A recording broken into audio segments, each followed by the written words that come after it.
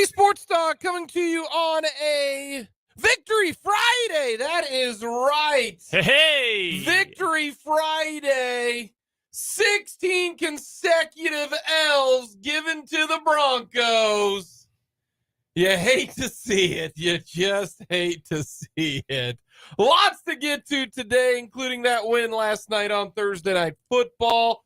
Travis Kelce balling out for that special someone in the crowd. We'll talk offense. We'll get into a lot of defense. We're going to talk about the Broncos as well because, boy, howdy, they are bad.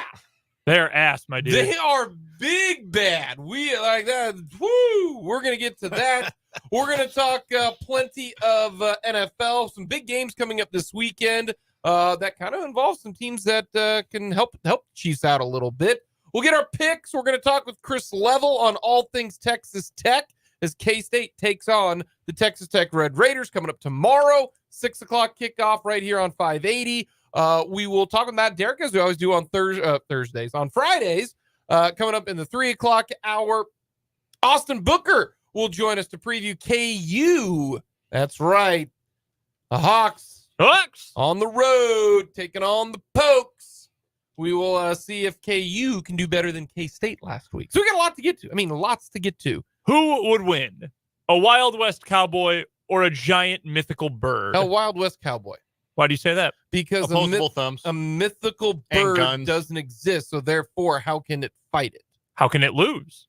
Well, if it doesn't exist, how does it lose? Well, it didn't participate in the fight. Therefore, it's the cowboy wins. So are we saying that you can't have like a theoretical battle? No, it's just a literal battle. That's how battles are. We did a whole segment about this, guys. I don't know if you remember. I know. I think we've done multiple full segments. An entire segment about. Mike Leach did, rest his soul, did a whole thing at a press conference about which Big 12 mascots would win in combat. Yeah. And he did that Pac-12 and everything. Like He was when he was at Washington State, yeah, so it was Pac-12 mascots. So that we did it with the Big 12 mascots. Yeah. And I remember shouting at you that a cyclone, as an act of God, would obviously beat everyone else. And you were like, I would simply hide from the cyclone, and it drove me crazy. Yeah, yeah. You're still wrong, Jake. For the record, how's the cyclone? Water just gonna hit me hard enough where I'm going to die? No, you just, withstand it, Got to be smarter than that. You want to know who's not smarter than that? Sean Payton and the Denver Broncos. But I don't want to talk about the Broncos just yet. And let us know your thoughts. If you watched the game yesterday, are you more on the I am excited about the Chiefs defense, or are you more worried about the Chiefs offense? Let us know your thoughts. Hit us up on our text line, 785-272-9429. Let us know on YouTube. You can go to youtube.com, search 580 Sports Talk. Really easy. Hit the subscribe button. Let us know your thoughts as we stream all of our reactions to all the games as well as our shows. I don't know how you can't be just pumped that the Chiefs have a legitimate defense for the first time since Eric Berry was playing peak Eric Berry with Justin Houston, with, Tom Lee, Derrick Johnson. They actually had dudes, right? Like, I had to go back and think to myself, when was the last time the Chiefs defense was this impactful? And I had to go all the way back to 2016 when the Kansas City Chiefs forced 33 turnovers. They had 18 interceptions, forced 15 fumbles. They gave up just 19 points per game. The Chiefs have that defense right now. They are playing so well. And we'll talk about the Broncos because there's two sides to the coin, right? The chicken and the egg. Well, is it because the Broncos played like dog doo-doo and are dog doo-doo, or is it the Chiefs are pretty good? The easy answer and the boring answer is yes to both of them. Yeah, it can be both. But I think this Chiefs defense is that good for a lot of different reasons. If you don't have elite talent at the wide receiver position, I think the Chiefs corners are going to lock you up. I really, really do. because you got to have at least a game changer. But, last week, who did they play? Who did they play last week? The Vikings. Do the Vikings have a game changer? Yes. And how did he do? He did nothing before he got hurt. He did not, and he got hurt. People were like, "Oh yeah, Justin Jefferson got hurt." Yeah, he got hurt in the fourth quarter. Yeah. Okay. Mm-hmm. 3.5 quarters. He 3.5 quarters. He didn't do anything. Yards. Didn't do anything. Okay. They've got legit good corners. Snead is playing well. McDuffie is the most underrated corner in the NFL right now, and the only reason why is because he doesn't do anything flashy and he doesn't have an interception yet. Okay. The linebackers are solid. Nick Bolton is a tackling machine. Drew Tranquil is the best non-starting linebacker maybe in the NFL. Chanel is a perfect big thumping linebacker. Your defensive line is playing. Chris Jones is an absolute monster right now. He's so good. Karlaftis on one hamstring right now is batting down balls. Dana, as Al Michael said on the broadcast, Andy Reid and Steve Spagnuolo made sure to mention Mike Danaher, how well he's playing. They have got depth. And their second best pass rusher is going to play next week. Like, I don't know how you can't get excited about this Chiefs defense. The Broncos are bad, right? Jerry Jeudy's getting in fights with Steve Smith on the sideline. Cortland Sutton can't do anything. Their O-line is not good. Russ, and I don't know what Sean Payton is calling nowadays. My goodness, that one rollout to the right. Like, I don't even know what's going on. And yes, they stink. But do you know how dominant you got to be to hold a passing attack to 95 yards and less than 200 yards of offense total? That's absurd. This Chiefs defense is taking advantage of some bad offenses. Yes. But this Chiefs defense has not had this level of depth and this many.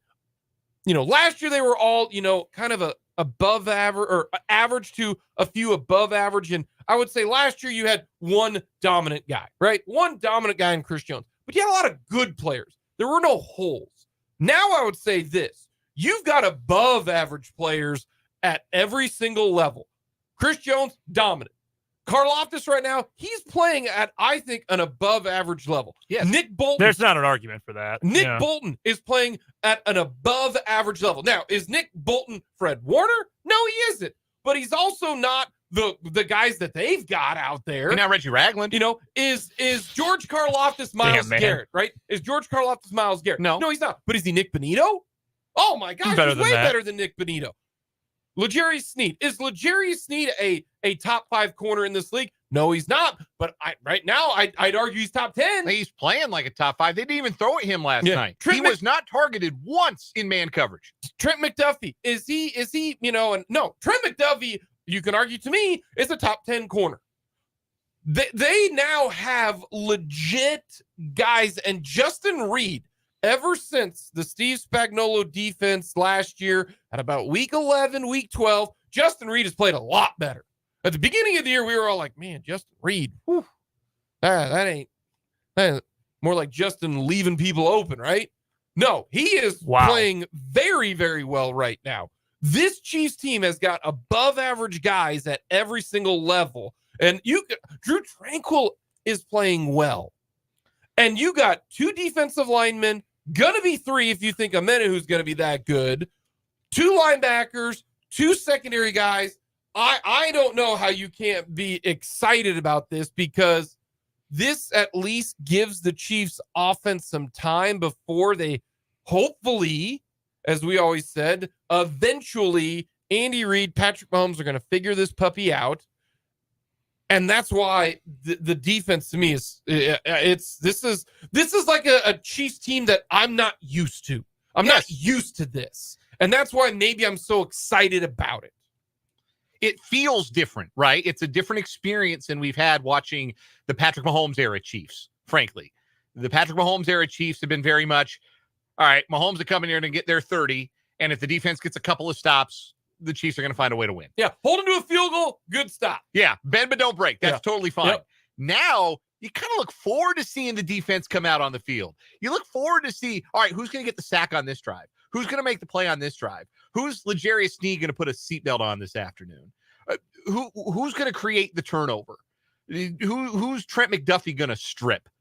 Who's gonna make the play on third down? Like, you're excited to watch this defense play because they've got guys playing at a high level right now. It is a different experience, and different in such a dramatic way that, or at least it feels dramatic because it is so different than what it has been, that we overlook the fact that Patrick Mahomes had a really good game last night, the interception aside, that Travis Kelce, which maybe also he got hit while he threw it. I don't know that. Yeah, the interception, not really his fault. Was it a YOLO ball? I don't think so. I think he was trying to put it where only Sky Moore could have gotten it along the sideline. He couldn't get it there because his arm got hit. Yeah. So I think that would have, if he doesn't get, that arm doesn't get hit, he doesn't throw that pick, Chiefs at least get a field goal on that drive. Although who knows? Maybe they want to run a double reverse flea flicker on the fake field goal that time. No, that's too normal, man. You got to do that with like Creed Humphrey under center. Right. Snapping to himself. But like the norm for the Chiefs used to be, they'll win 34-27. And now games like last night are a little more the norm, where maybe the Chiefs aren't going to get to 30, but they can damn sure win 24-10. They can win 23-13. They can beat you that way. And the more ways you have to win a football game, because don't think for 1 second that the high flying era of Chiefs offensive football is over just because they've had a couple of tough weeks. Like, still a top 10 offense in the league, guys. You still have the best player in the league running the show. You still have Andy Reid calling the plays. Like, they're going to get it stepped up on offense. The more ways you have to win football games, the more dangerous you are in December, the more dangerous you are in January and February. So it all bodes very, very well. This is a Chiefs team that I know that Miami's the new thing with their explosive offense, and everybody has been waiting for Buffalo to step forward and be the team that seizes the brass ring in the AFC. But here are the Chiefs at 5-1. It's them again. I hate to tell everybody else. It's them again in the AFC and everyone else. Hi, it's me. We're the problem. Damn straight. We're the problem. That's really good. The biggest test this season you guys can make your comments however often you want. The biggest test for the Chiefs this season is coming up in, what's the math here? 10 days, 9 days now, I think, when they play the Chargers. Because the Chargers always play them hard. The Chiefs get credit for what they have done, and the Lions game right now is the most impressive defensive effort for this team because that's the best offense they've played. And it's hard to say much about that because it's week one.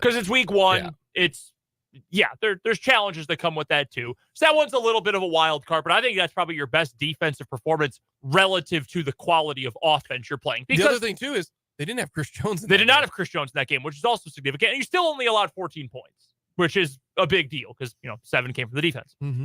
Other than that, they've played a Jaguars team that has gotten better, but in week 2, still even, they're not firing on full cylinders, all cylinders, excuse me.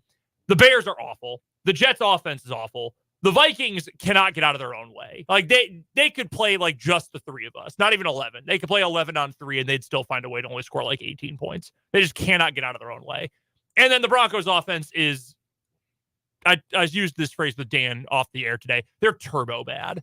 Like there's no way they should be this awful, but they are complete. Everything about them is incompetent. Yeah. Every single piece of their offense is incompetent. Just call them Michael Cera and Jonah Hill because they're super bad. Like, at least that's nice. I like it. Like, at least the Bears can run the ball. Like, they can't do anything else well. Yeah. Their players aren't very good, but they can run the ball. They'll be testing against the Chargers. The Chargers are going to be a big test. Yeah, 2 reasons. One, Herbert can play. Keenan Allen can play. Mm-hmm.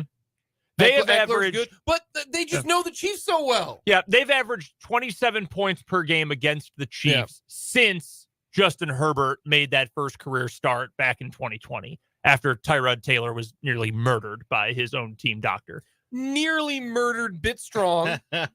Nearly is a relative term. Yeah. Relative to how that procedure should have gone. Yo, that's still wild. They popped. That's one of the wildest things they popped this long that has ever occurred. The team doctor started out the Justin Herbert, oh my gosh, he's good situation. They popped this long. I can't believe that happened. I still can't believe to this day that like happened. a child's balloon. Great yes. for the Chargers, though, because Yeah. it got Herbert in there Yeah. quicker, and he's obviously the real deal. So that's going to be the big test here. And I mean, if they go, and I'm not trying to say the Chiefs' defense are overrated. I mean, you look at advanced metrics, you look at eye test, you look at basic statistics, they are near the top of the league in all of them. They're not an overrated defense. I'm just saying that I think the best example we will get during this early part of the year will be next Sunday when they take on the best offense and frankly the best quarterback that they've played in the group so far. Yeah. Because even though that Lions team has a really well called offense and some nice pieces, Jared Goff is still Jared Goff. But the defense has played at a level where I think you get to feel confident going into those matchups. Oh, for sure. If you're the Chiefs. It's true that when you look at this schedule, they have not played a murderer's row. That is absolutely true. But has any of those teams lit up this Chiefs defense? No. Not even close. Not even close. You know, you play who's in front of you, and they've dominated who's in front of them. They've covered two double-digit spreads, which double-digit spreads are rare enough in this league, and they've covered them twice. They covered last night. They covered 10.5 against the Broncos. You win by 2 scores in this league. You hold a team under 10. You hold a team to single digits in this league, which the Chiefs have done twice. And one other time, 10 points against a team that all came in garbage time.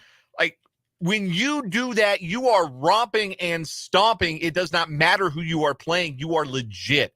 And when you look at their performances over the first 6 weeks, I don't know how you give it anything but the highest possible marks on that defensive side. Guys playing, and like you said, a really high level on all 3 levels of the defense. And the last thing I'll get to is this is not how it normally happens with the Chiefs.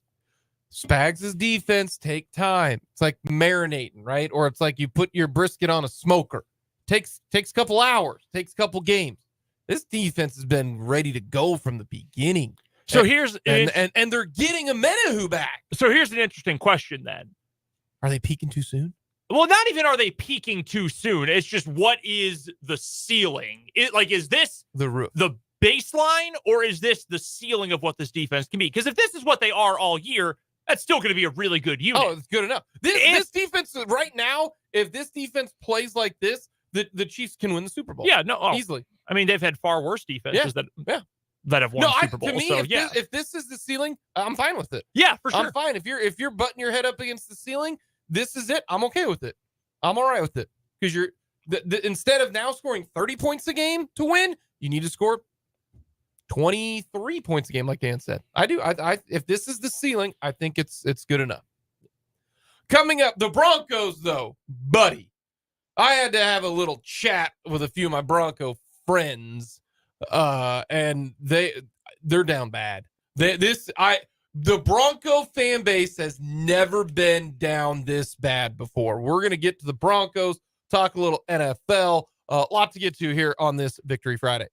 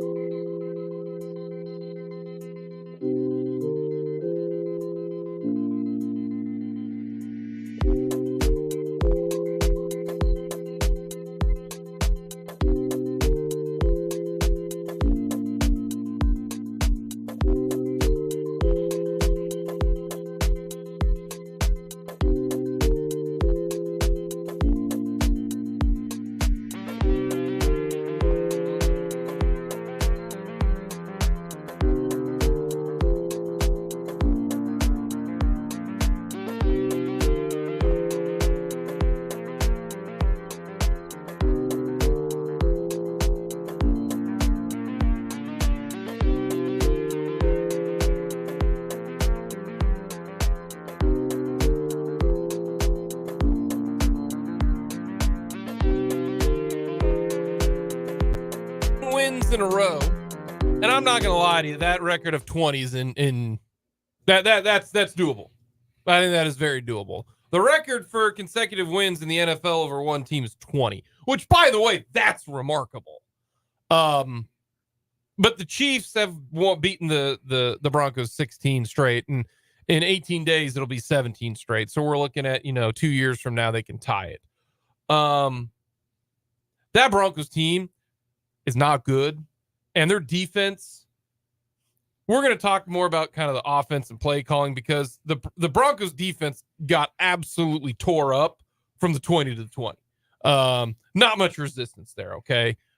We're just focusing on how crappy they were in the red zone last night. And you can say, hey, look at the Broncos stepping up and playing well. That team's terrible. I don't know. I don't even know what Sean Payton is doing right now. I can't get over that he called a timeout because he forgot what down it was after that third down sack with 30 seconds left. He had to have thought it was second down. He thought it was, he thought the upcoming play was third down. Yeah. He did. He lost track of downs. That's, I mean, for a coach to say all the stuff he said about Nathaniel Hackett, and it was the worst coaching job in the world, and we're going to do everything different. I'm going to be pissed if this isn't a playoff team. And we're 6 weeks in, and he's losing track of downs? You traded a first-round pick for a coach who doesn't know what down it is? Not only that, I mean, that was more egregious than anything, but not being able to tell time at the end of the game also. They didn't take their third time out with 2:40 to go and the clock winding in the fourth quarter. Let it run all the way to the 2-minute warning. Which, he's not the only coach who does that, but it's very stupid because it doesn't make any sense. Well, you could get the ball before the 2-minute warning. And then it's, well, you want, then you'll save time after the 2-minute warning. Okay, but you can do that anyway by spiking the ball or running plays to the sideline or just throwing an incomplete pass. There's many ways you can stop it, actually. So what's the value of that except using 40 seconds? Yeah, you just lost 40 seconds. That's what happened. Scott Chasen, who we've had on the program before, who's currently an editor for the Kansas City Star, he tweeted last night, the only way this makes sense is if you believe you can somehow save more than 40 seconds later in the game. The problem is every play is only 40 seconds apart from the previous one, so that's literally impossible. You can't do it. So when I look at that Bronco team, they're the worst team in the division now. Because going into this year, I thought it was the Raiders, right? I thought it was the Raiders because I thought the Bronco defense was better. They were a top 10 group last year, and it's not like they lost a whole lot from last year's team. They lost Draymond Jones, who's a good player, but they replaced him with Zach Allen, who had similar numbers last year. That did not appear to be an appreciably worse defensive unit on paper. And yet they've gotten so much worse. But the one thing about it is the Raiders at least have Max Crosby and Devontae Adams, at least Devontae Adams for now. Those are two studs. Like, Crosby's a stud. He single-handedly won the game for the Raiders the other day against the Packers. The Broncos have nothing. Okay, so what are they going to do? All right. Well, someone today, Mike Lombardi, said today, Sean Payton knows that he's not going forward with Russell Wilson. He has to play with him next year, and he can't get out of that because it's guaranteed. Well, he's right. Next year, the dead cap for Russell Wilson's $89 million. You can't cut him. In 25, his dead cap is 50. You're going to cut 50? You would save $5.8 million. But you're and burn almost a full 50, 49.6. You're burning $50 million.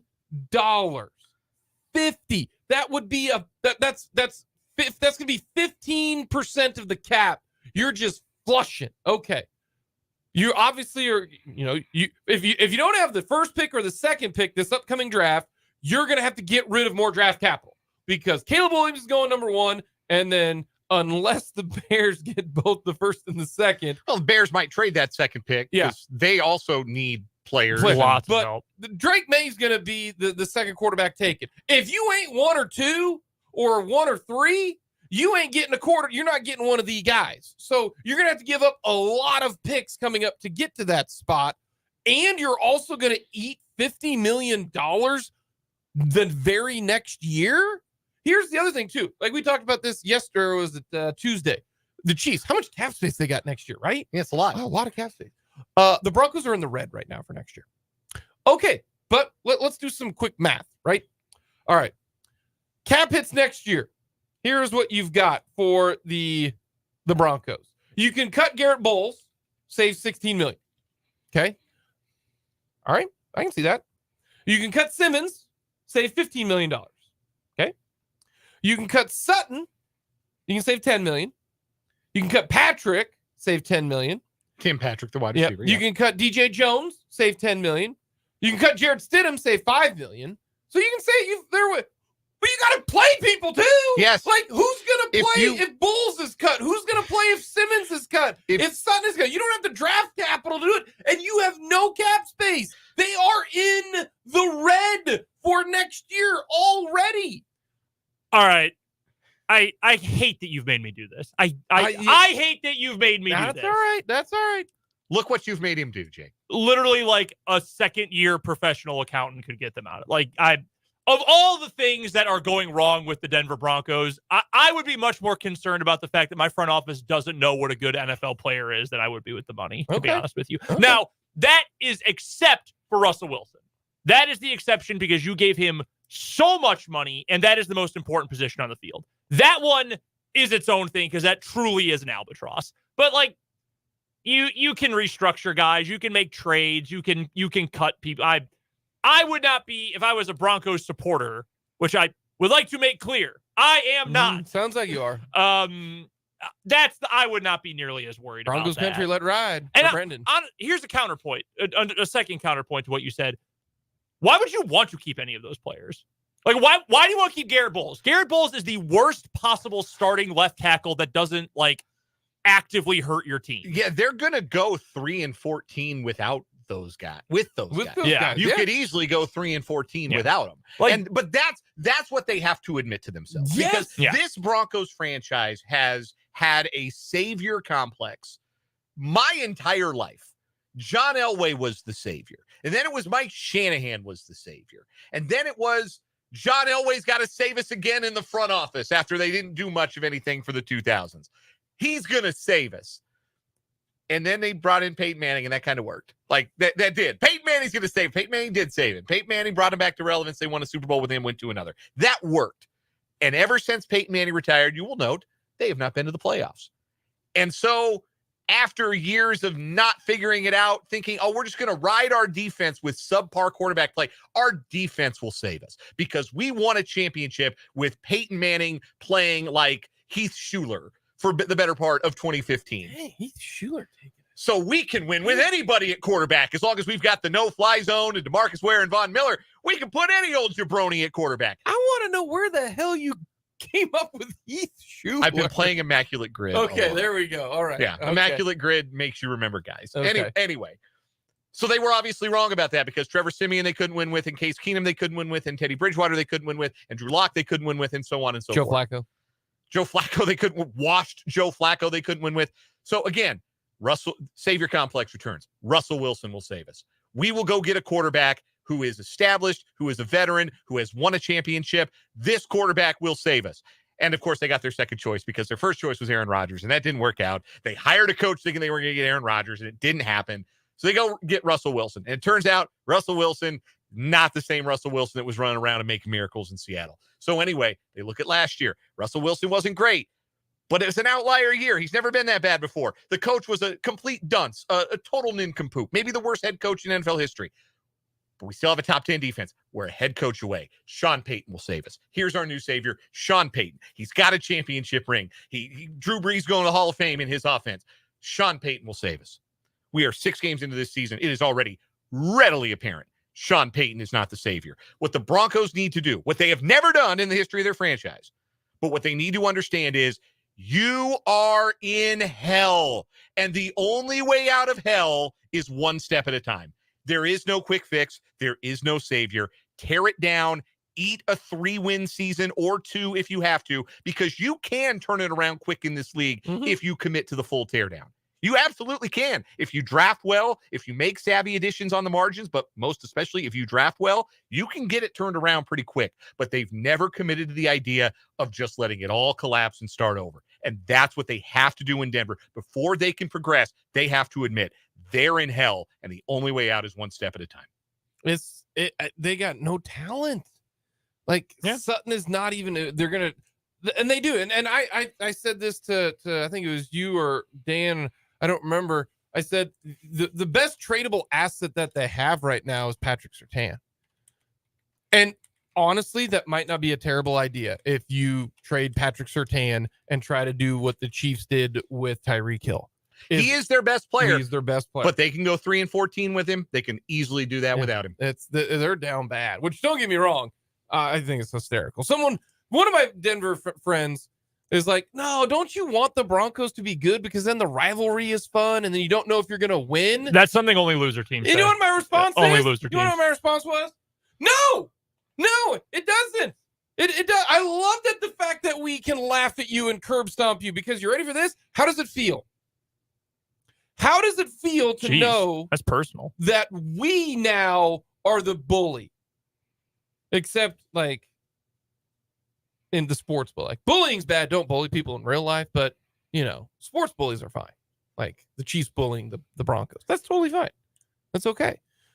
The Broncos did that to the Chiefs for how many years? Entire John Elway's career. So like it sucks. We've been there. Yeah. Now we don't. Now you've lost 16 straight to us. 16 in a row. That's fantastic. Coming up next, we will go around the NFL for some key games coming up here on Sunday.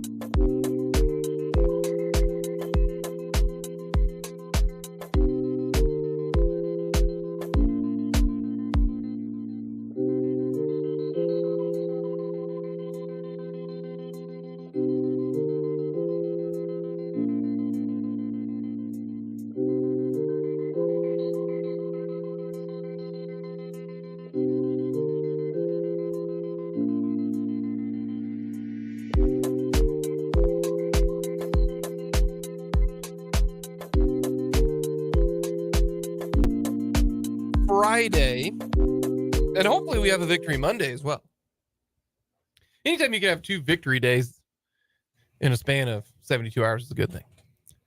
Alrighty, around the NFL, some key games coming up this Sunday. What is your game that you are looking to see what's going to happen? Is there a big matchup in your mind when it comes to divisional games? Is there something that you say, oh, if they lose this one, they're now at X record? What piques your interest? So it's not the greatest schedule of games overall in terms of intrigue. I think in terms of what has the opportunity to be the best game, I would look at Dan's Seahawks on the road against the Bengals. I think that one's interesting. The London game, going to be ugly. Ravens, Titans. I think that game is going to be very ugly. How about Von Miller yelling about the turf at... Yeah, people aren't happy about it. Is it Tottenham or they were at Tottenham Hotspur Stadium. Yeah, they're at Tottenham. Where are they this week? Tottenham. Oh, it's the same because they played the first one at Wembley. Yes, I don't know why they don't just play all of them at Tottenham. To be honest with you, like I know Wembley is Wembley, yeah, but Tottenham's got that super futuristic. Like they've got 2 surfaces in one. Yeah, it was built to host NFL games. Yes. It's weird that they don't play all of them there. Here's one that I'm intrigued for the narrative as much as anything. Noon kickoff, San Francisco, the 49ers, best team in the NFL. They go on the road to take on Cleveland. 2 elements here that I think are interesting. How legitimate is Cleveland's defense? I think they're very good. The over-under in that game is 35.5. They're expecting not many points. Maybe 2 of the best defenses in the league. Mm-hmm. If the Niners can still put up like 28 on that defense, then there's really no discussing who the best team in the league is right now, I think, overall, and that's the 49ers. Here's the other thing. You know who's starting at quarterback for the Browns on Sunday? DTR. Nope, not DTR. No, it's my guy. Oh gosh, Jay Cutler. Not Out of retirement. That's really funny. No. It's he has diabetes. Oh a god, lot of deep cuts on the first hour of the show today. Oh my, XFL great. yes. Former Temple Owl. I know Matt Rule's guy. Yes. PJ Walker. Yeah. PJ Walker's getting the start. No, not him. Yeah. Yes, I think they want to protect DTR from having to play against the 49ers. You know who's not playing at quarterback, despite being medically cleared by team doctors? Deshaun Watson. The nasty man himself, Deshaun Watson, fully cleared by team doctors for a second straight week, is choosing not to start. They had a bye week last week. I think the Browns were coming off a bye, weren't they? Watson didn't play in their last game? Yeah, the last time they played, Dorian Thompson-Robinson was their starting quarterback. Yeah. So the last 2 games, they have gone with a I thought they had a backup. bye week. They did. They had a bye week last week. It was 2 weeks ago against the Browns. They played DTR. Yeah, how are you not ready to So go? there you go. 3 weeks, effectively. He has been medically cleared by their team doctors, and he is not playing. And nobody in Cleveland, not Kevin Stefanski, not other players, not criminal Jimmy Haslam. I was calling him Jiminy Haslam. None of them will say anything clear or direct about what is going on with Deshaun Watson. So I do find it interesting, and honestly, more than interesting, I find it very funny that the nasty man not only has quit now on the Houston Texans in his career. Remember when he elected to just not play before he got traded? He has now also quit on the Cleveland Browns 2 years into the single worst contract in NFL history.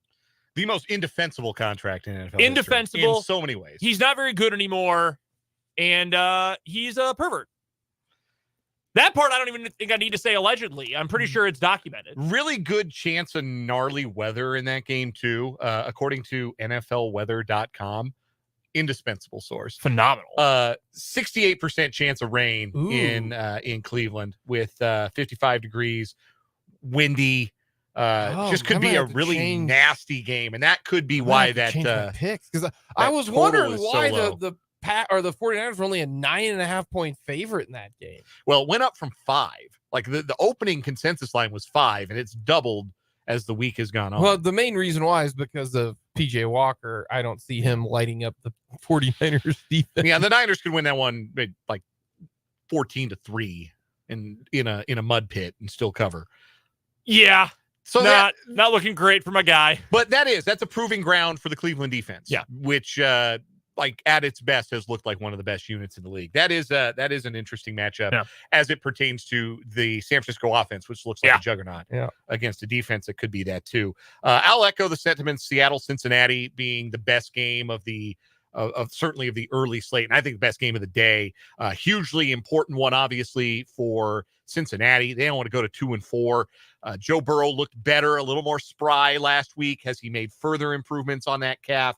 And can the Bengals get back to looking like what they usually look like against a Seattle team that's gotten better each of the last 3 weeks, and they're coming off a bye? So that's a fascinating matchup for me. That one doesn't look as likely to be dampened literally by rain. Only a 15% chance of rain in that one. Cincinnati and Cleveland, not right next to each other, as it turns out. And then the one that I think is also fascinating. Geography talk. If you didn't know that about Ohio, you do now. Yeah. The other one is Monday night, Dallas and the Chargers. I think that will be a pretty good game and a really important one for the Chargers as well, because you don't want to fall too far behind the Chiefs in the divisional race already. Did you know that neither Cleveland nor Cincinnati is the biggest city in Ohio? It's Columbus. They're both smaller than Columbus. Mm-hmm. Columbus right in the middle. Yeah. Crazy, you'd think, but no. By the way, I think it's important to let everyone know the games will be getting on local TV. If you're not a subscriber to either the High Seas or to Sunday Ticket, we're getting Seattle at Cincinnati. That is our game on CBS during the day. We will also have in our area the San Francisco at Cleveland game. That's the early game on Fox. That's the noon kick there. And then we'll have a late game on Fox as well. Most of the country, including our area, getting Philly at the Jets. I would much rather have Detroit, Tampa Bay than Philly Jets. I think Detroit, Tampa Bay is an interesting one. I think so too. And the reason why is because if Detroit can win this game, they can get a little separation there in the North. They really can, because the Packers are struggling, the Bears stink, and the Vikings are the Vikings right now.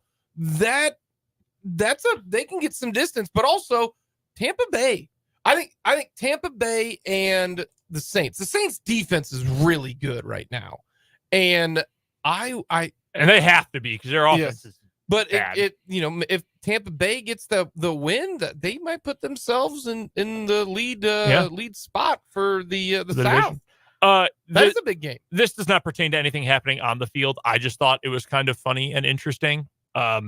So Jim Nantz and Tony Romo, the A crew for CBS, just about to bring this up. They are doing the Patriots-Raiders game, which is the only late game on CBS. So you only get that game in parts of the country, because the doubleheader is on Fox this week. Yep. So only a few markets across the country are getting the Vegas versus New England game, which is odd, because normally they get the biggest game of the weekend on CBS. Well, the reason they're doing this is because the networks like to give their main broadcast team a dry run during the season at the site where the Super Bowl is being played. The Super Bowl is in Vegas. That makes sense. Otherwise, there's no reason these two guys or Tracy Wolfson or their team should be anywhere near a Raiders or Patriots game. Let me ask you this. Who's going to win that game? I know who's going to lose. The sport of football. The Raiders are going to win that game. I think so, too. What's the spread? Raiders 2, I think. Let's see. Raiders 2.5 favoring the Raiders. And that one's juiced too at our book of record, FanDuel.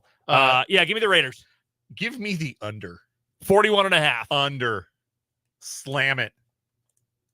That's so bad. That's very bad. But that does make sense that they want to be at that stadium before the Super Bowl. Yeah, I just learned that last week, but I thought that was kind of funny. Otherwise, why the hell would they put that game with the main crew? One thought here, too, about Colts-Jags. That's an early game as well, and I think could be interesting, because Jacksonville looked very meh, and then they went to London and picked up a couple of wins. Got a home game.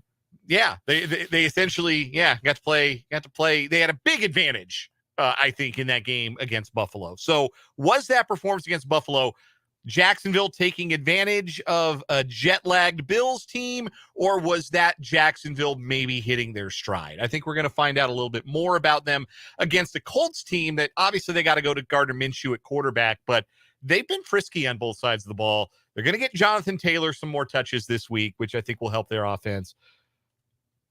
This is an interesting spot for Jacksonville to prove that again, they are the clear favorites in that South division. What's that spread? 4.5? 4.5. About right. If it was 2.5, I'd 1,000% take the Jags, but 4.5, I can see that being a closer game. I can. There's some fun, there's like the Saints Texans. I think that can be a fun game. I really do. Yeah. Colts Jags. I think that can be a fun game. Commanders Falcons. I think that could be a fun game. Like that game is going to be gross. Yeah, I do not. No. Like stupid fun. Yeah, like yeah. If you look at it, there's a lot of really small spreads. Commanders Falcons 2.5, Vikings Bears 3, Saints Texans 1.5, Seahawks Bengals 2.5, Patriots Raiders 2.5, Lions Bucks 3. There's a lot of Cowboys Chargers 2.5. There's a lot of spreads that are within a field goal, so they expect them to be some close games, which means they won't be. And Vegas knows which ones they are. You just have to figure out which one Vegas wants you to pick and do the opposite. Easy. Light work. Not hard. Yeah. Not hard. Nah, super easy. No, I mean, now I'm questioning my I was riding high on the 49ers because of PJ Walker, and I just think the 49ers are that good, but gosh, the weather is a great equalizer. Well, do keep this in mind. I know it didn't involve weather, but the last time that the Browns played a football game, they didn't have Deshaun Watson, and they scored 3 points at home against a Ravens team that we have seen proof of dominant. No, in fact, I would dispute that point wholeheartedly. This claim is disputed. You like the Titans to cover? I like the Titans to cover. Okay. We'll get to that in our picks coming up a little bit later on, but yeah.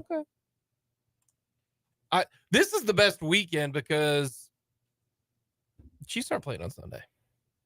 Nor the Packers. They got to bye. Well, yeah. Hey, yeah. One little breaking news on the Chiefs. It's good news. Justin Watson's MRI is back. No significant damage revealed, which means Watson should be back sooner rather than later. Yeah. All right. Good news for the only player to come out of last night with an injury, the dislocated right elbow. Ouch. Very good. Yeah, I don't even like thinking about dislocated anything. It makes me. All I know, if he catches it, he probably doesn't dislocate his elbow. That was mean. I'm sorry. Coming up next. Wildly unnecessary.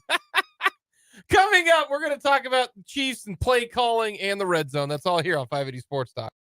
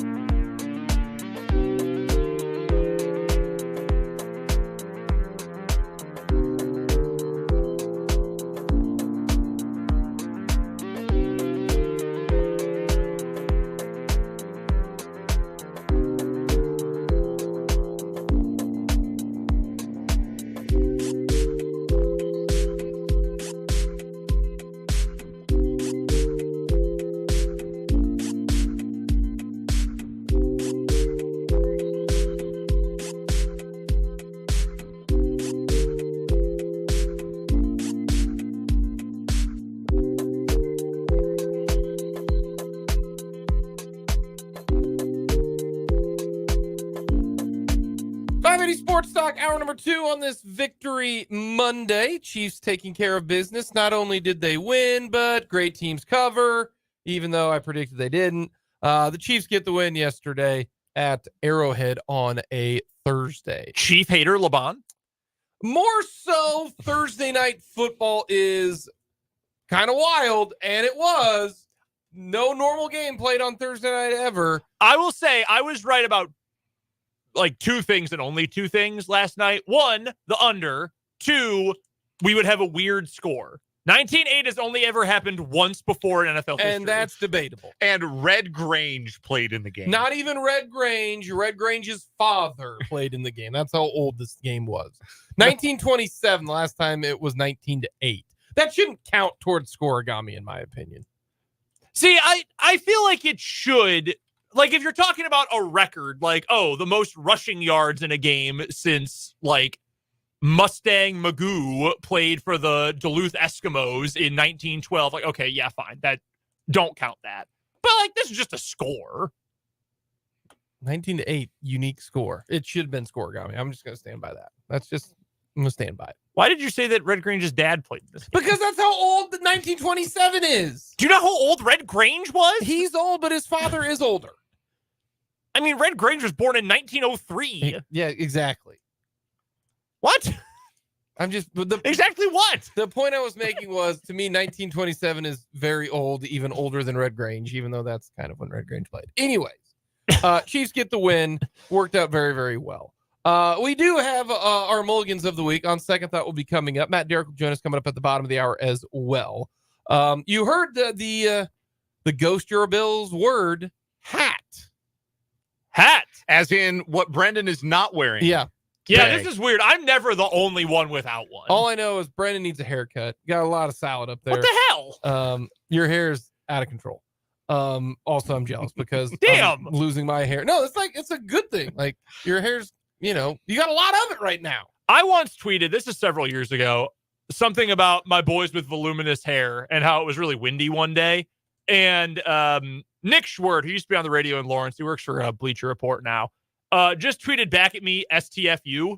I guess his hair was thinning, and he did not appreciate me making a comment about my luxurious hair. Yeah, and it sticks with me constantly when my hair gets windswept like today. Yeah, you got a lot of hair up there right now. A little too much salad for the bowl. It's all right. I have some hats that are smaller than others. Like with my hair this long, I can't wear a 7 1/4. It has to be 7 3/8. Yes, I hear you. Fresh off a haircut, I can still get the 7 1/4 fit. I want to make this very clear. Yesterday, the Chiefs offense was good from the 20 to the 20. It was very good from the 20 to the 20. Patrick Mahomes was efficient, and he even had a couple drop passes again. But he was 30 of 40, over 300 yards. He was efficient. The offense was pretty good from the 20 to the 20. Now, how you want to decipher the offense is from the 20 to 20, that's the bulk of moving the football down the field. The problem that the score was the way it was because the Chiefs went 1 of 5 in the red zone. So you say, ooh, red zone offense, not very good, right? Mm-hmm. A part of me wants to say, well, the reason why the red zone offense wasn't any good was because Andy Reid decided to call the bad plays. Do you realize these were the drives that resulted in the non-touchdown red zone possessions? Very first drive of the game. It's 3rd and 2 at the Denver 17.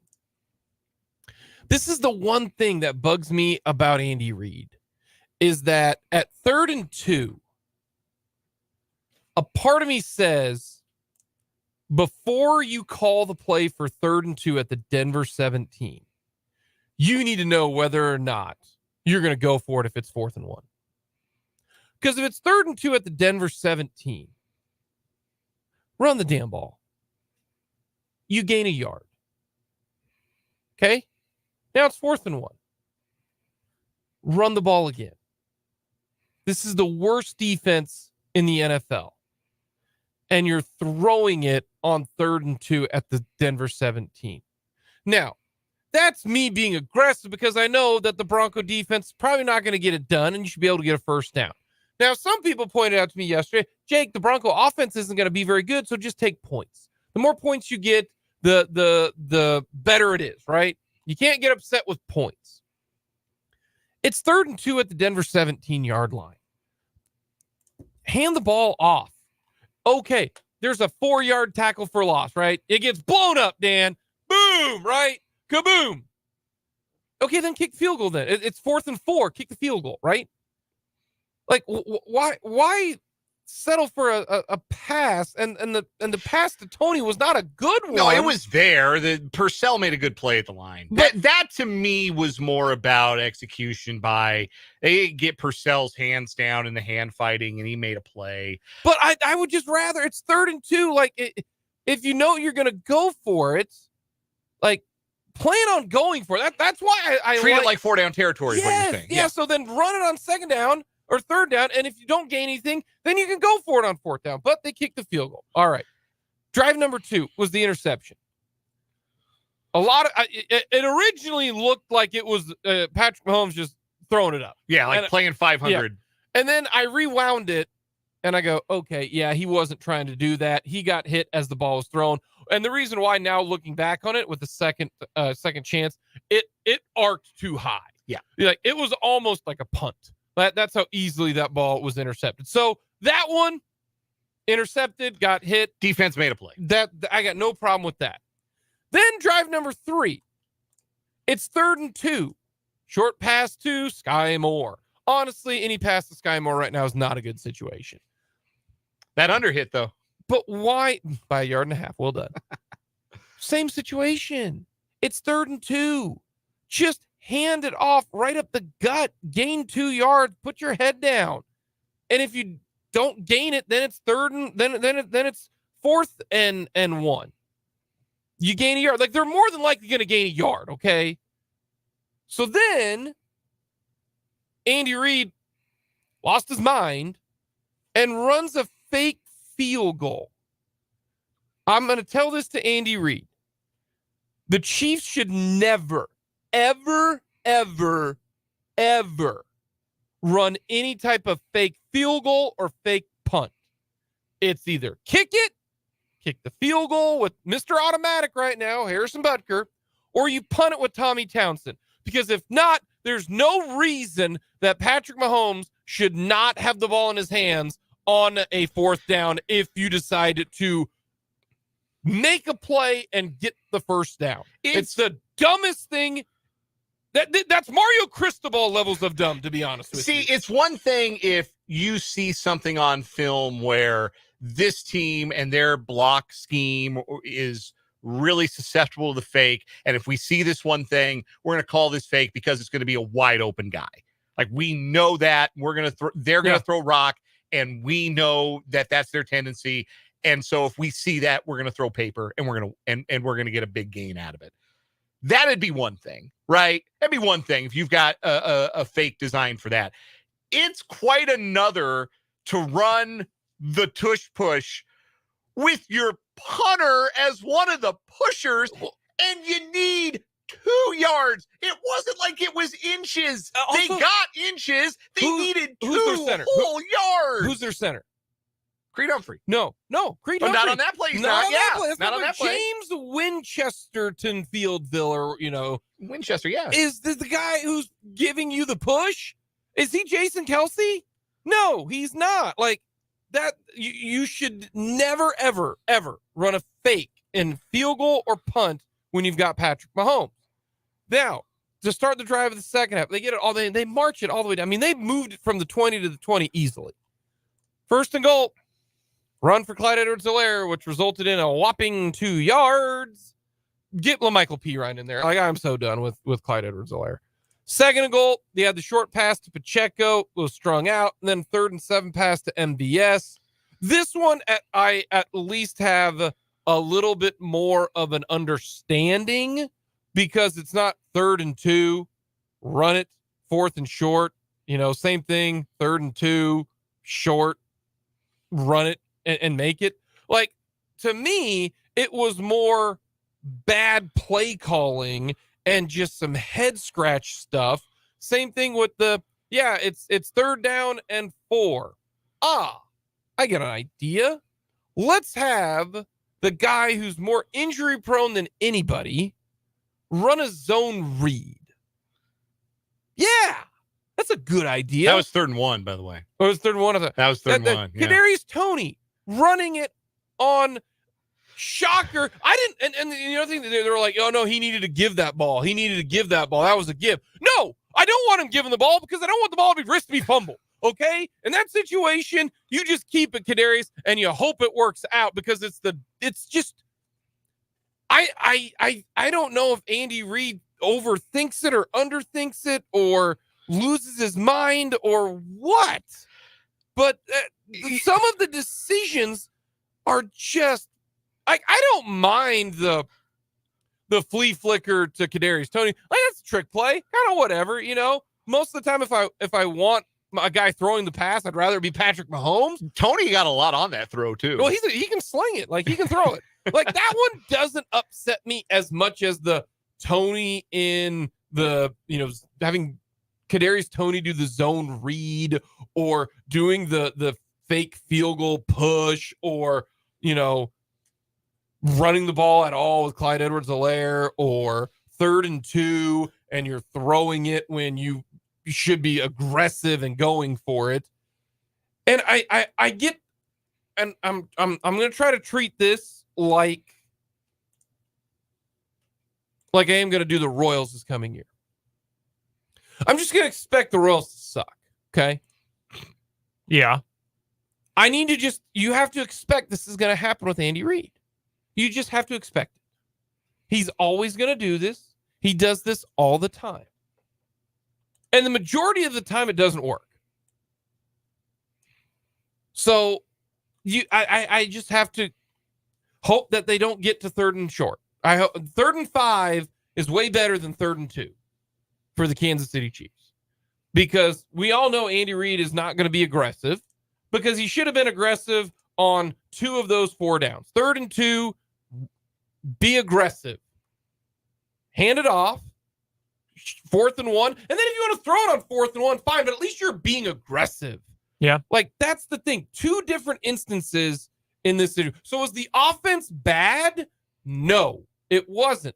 They moved the football up and down the field. Mahomes was so accurate, and Travis Kelce, I mean, if that wasn't the guy had a ball out, man. Your girl's in the stands. Vintage. She's excited. It was vintage Travis He Kelce. was awesome. It's the situational offense that's the problem. And situational offense is almost more important because situational offense is red zone offense. Yeah, it's definitely more important. And how much differently are we talking about this game if, let's say, Mahomes doesn't throw the pick? Let's say he just takes a sack on that, and the drive sputters out in the red zone.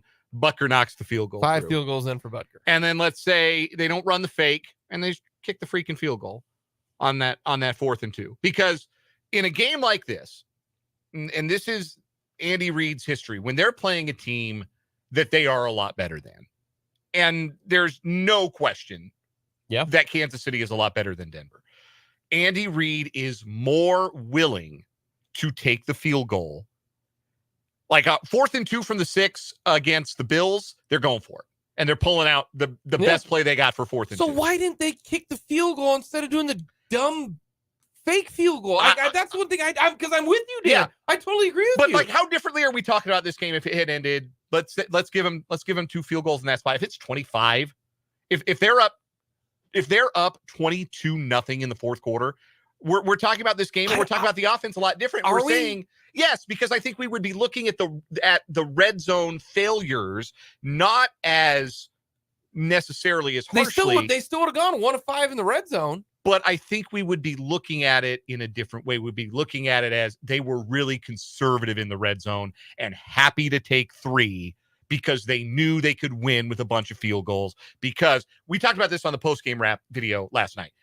the Rams game last year is what I felt like I was watching all over again. That Rams game last year, they played against the Rams when Bryce Perkins was starting at quarterback, and the Chiefs were totally conservative in the red zone, and they messed around. Mahomes threw a pick in the end zone, and that was like a legitimately good Rams defense still. Like, I don't think Aaron Donald was healthy, but they still have Bobby Wagner, still have some good players on that defense. But they were super duper conservative in the red zone. They kicked a bunch of field goals because they knew that quarterback on the other sideline couldn't beat them. And I think that's how they felt about last night's game.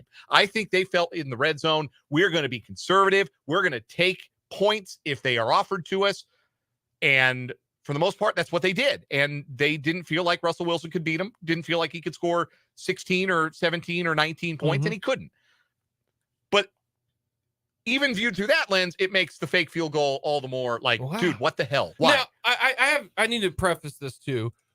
This is a tremendous win. And the reason why is any win on a Thursday night is a huge win because it is so hard to play on Thursday nights. So I remember talking, with Kerry Williams and the like, and they said it's just awful. Your body just doesn't feel right. You normally don't even get the soreness out of your body until Wednesday, and now you're playing again.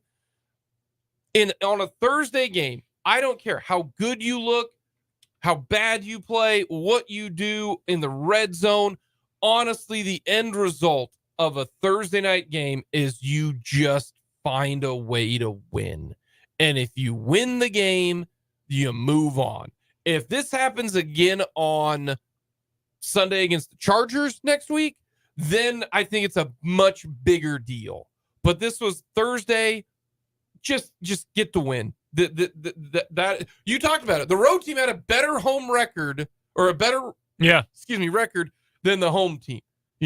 So that's why. Was it 18 and 15 in the previous 33 games? Just get out of Dodge. Nobody really got hurt.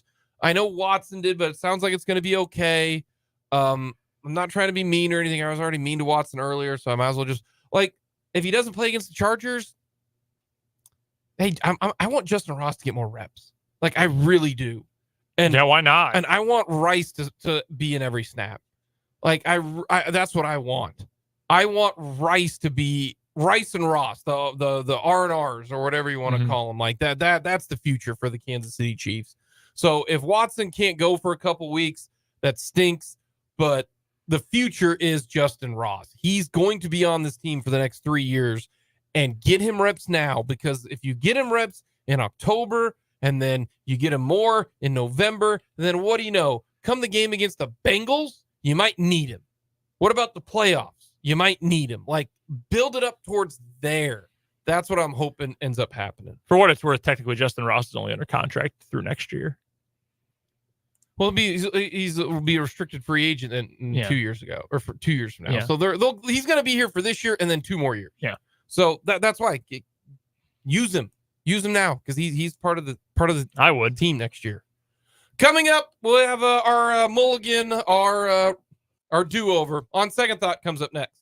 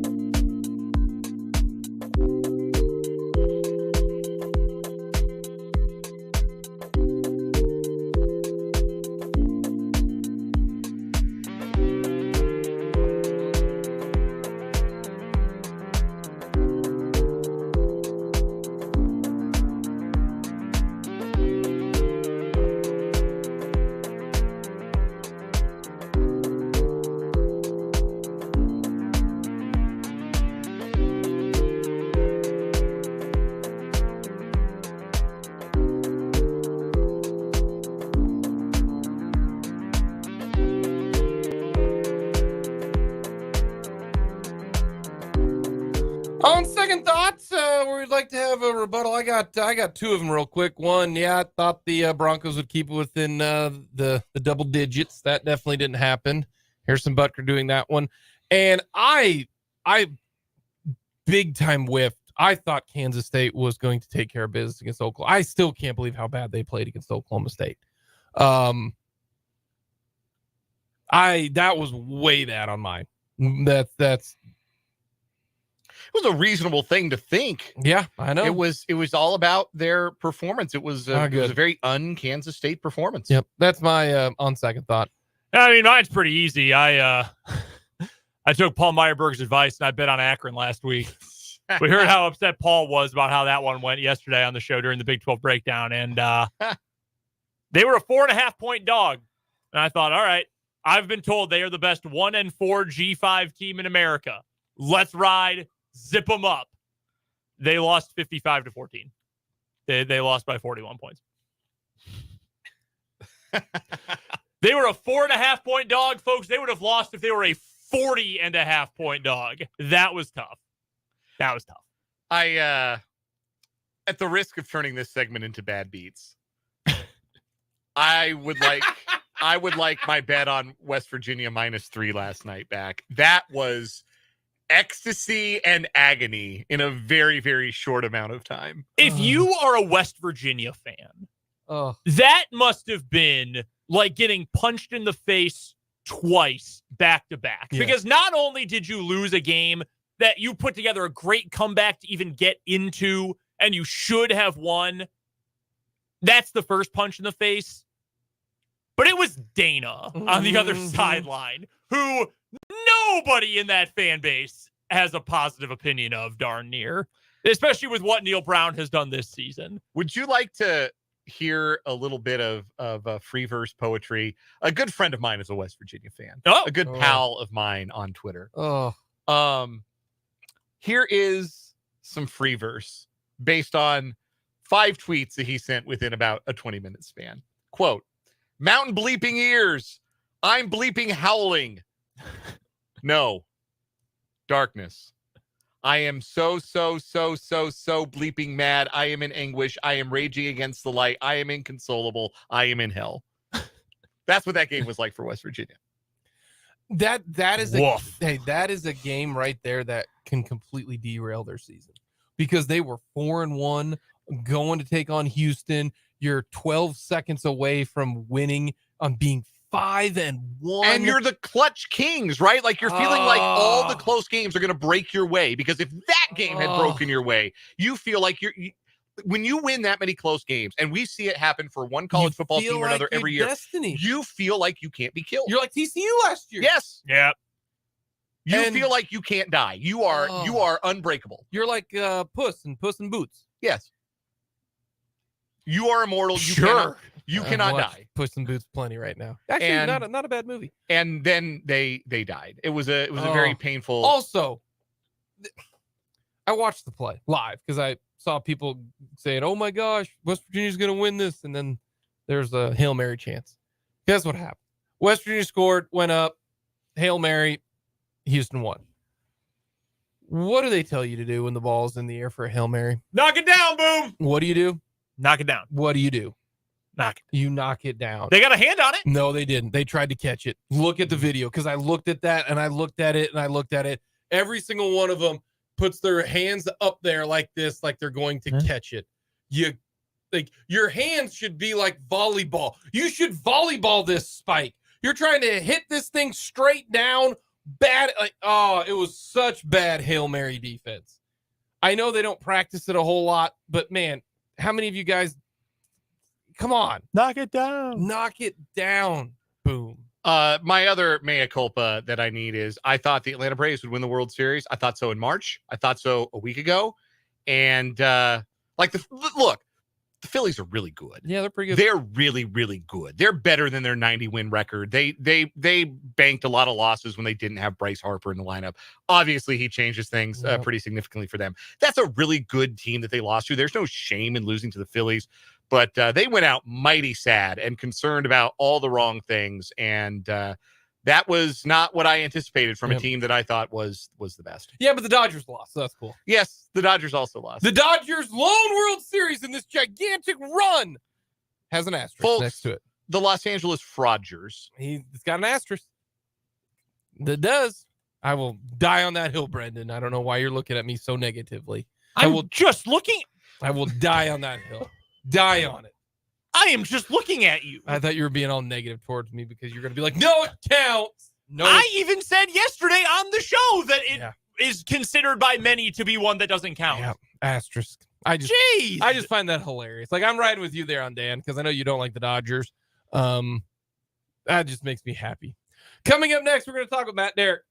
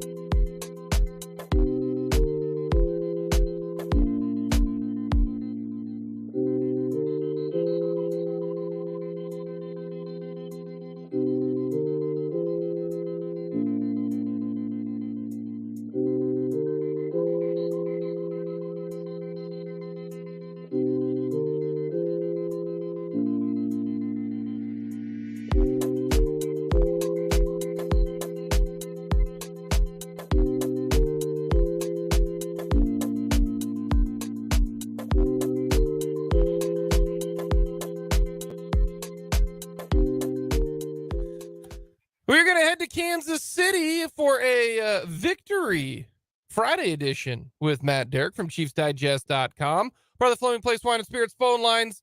You can follow Matt on Twitter at MattDerrick, ChiefsDigest.com. Matt, how you doing on this Victory Friday?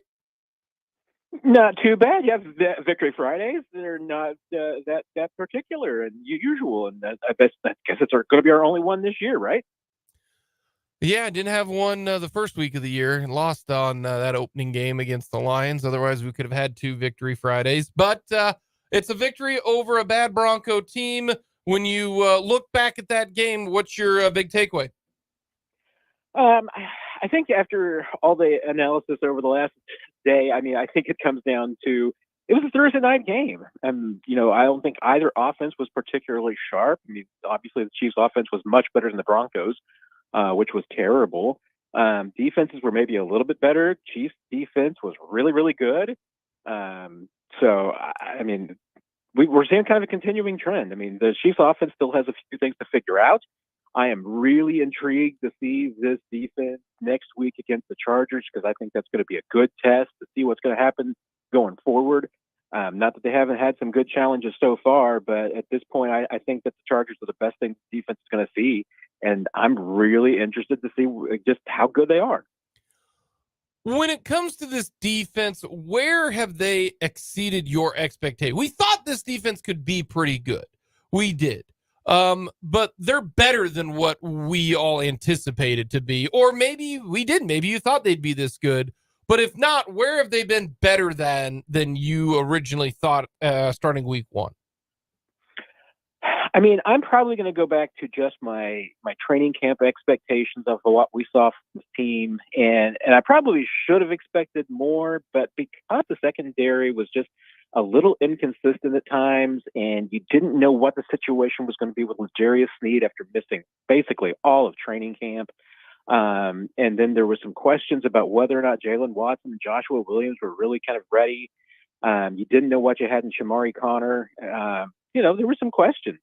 And I think that to this point, through the first 6 weeks, I would say every single member of that secondary has probably exceeded expectations to me. I mean, you could say maybe there's some that have met him, but I don't think there's anybody that has fallen short. I think that by and large, everybody has played better than I expected them to. Justin Reed has been playing, I think, at a Pro Bowl level. That's just how good he's been on the back end. Brian Cook has taken really good steps. Connor, in the roles that they've played him in, has played exceptionally well, I think. L'Jarius Sneed and Trent McDuffie have both essentially been shut down corners. I think they're playing that well. The backups who come in, whoever rotates in, Jalen Watson, had a bad play last night, gets called for a penalty, but then his pass breakup that he had was just one of the best you're ever going to see. He had a couple of passes broken up. So to me, I had so many questions about that defensive secondary, and especially the cornerbacks, and just how well the depth was going to play out. And honestly, it's to me, it's been exceptional so far. How big of an addition will Charles Omenihu be coming up next week? I think pretty big. I mean, especially because, you've had some injuries along that defensive line, especially at the edge. You got George Karlaftis, who's banged up a little bit right now, played through it. I think he and Mike Dana have both had to play a bit more than the Chiefs would have preferred the first 6 weeks without Omenihu. They've been able to rotate some other guys in, and obviously we've seen a lot of rotation as far as how that line looks like on third downs and passing downs, because they'll Chris Jones outside to supplement the edge. But then you got Dana who will move in. I mean, they've been moving guys around, and Omenihu is just more of that. Omenihu can do all of the above. He can play any position. They'll move him around. I think, though, that he should definitely take some of the workload off of Karlaftis and Dana that should help them be fresher throughout the game and give more energy. They're not missing anything. I mean, at this point, Omenihu is just a big-time addition. And we'll see how long it takes him to get up to speed, but he should be somebody that can bring you fresh legs and a fresh approach and attitude right out of the box. Matt Derrick is our guest. He covers the Kansas City Chiefs for ChiefsDigest.com. Go find him on Twitter at Matt Derrick, and, of course, all of his coverage of the Chiefs at ChiefsDigest.com. He joins us on our Fleming Place Wine and Spirits hotline for our Chiefs Insider on this Friday edition of 580 Sports Talk. Matt, I wanted to ask you about the offense. Specifically, why does it keep calling the dumb stuff? Why do we keep doing read option with Kadarius Toney and blocking on a fake field goal with James Winchester out in front? Like, why? What is the play-to-play, situation-to-situation goal of running this stuff? Because it can't be to gain yardage and first downs, because it doesn't ever work. Well, it does seem like that. And it's a good question. I mean, because this offense is just so good when it basically just does what it does.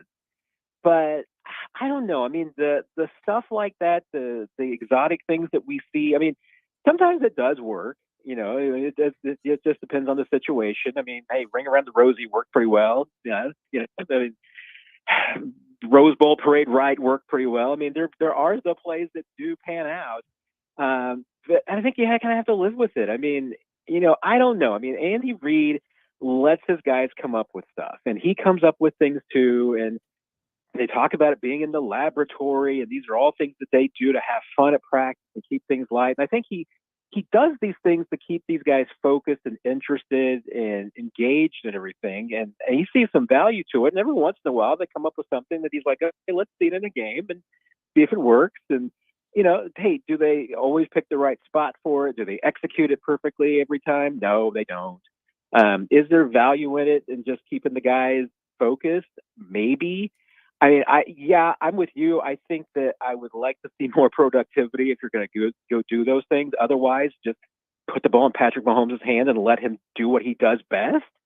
But then again, I know at the same time, Andy Reid, a season is a symphony. I mean, he's in it for the long haul. So things that he does in Week 6 against Denver are absolutely part of his plan for what he's going to do in Week 8 against Denver, and in Week 17 against somebody else, and in the playoffs against the Bengals or the Bills or whomever they run into. I mean, he's got long-term plans for everything he does.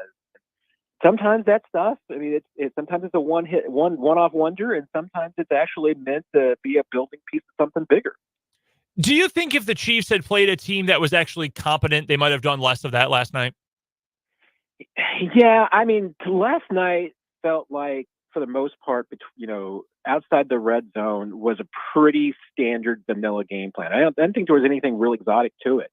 And maybe it was the situation dictated that, because the Broncos were playing so much zone coverage that, and the wind really made it difficult to take some shots down deep. I mean, the Chiefs took a couple, but they weren't terribly successful with it. But most of the time, it was just throwing underneath and taking what was there, and that's what the play calls were. So I didn't think it was terribly aggressive. They got maybe a little too tricky in the red zone and on some third yardage situations. But it's a mix. I mean, this is a team that's been pretty good on third down this year. Pretty good. They have the best third down conversion percentage in the league. They're not as good on 3rd and 1, 3rd and 2. They're more middle of the pack. And, and we saw that last night. I mean, I think they were 0 for 3 on 3rd and short yardage in the red zone. I mean, that's below expectations. They were 30% in third downs overall.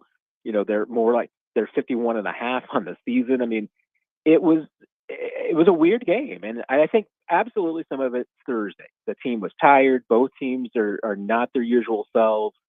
Yes, did I expect more against this terrible, terrible Broncos defense? Yeah, but I think that's probably an indication of maybe the Chiefs just being offense being a little bit more worn out from their battle against the Vikings than maybe the Broncos defense was by putting up, what little fight that they had last week.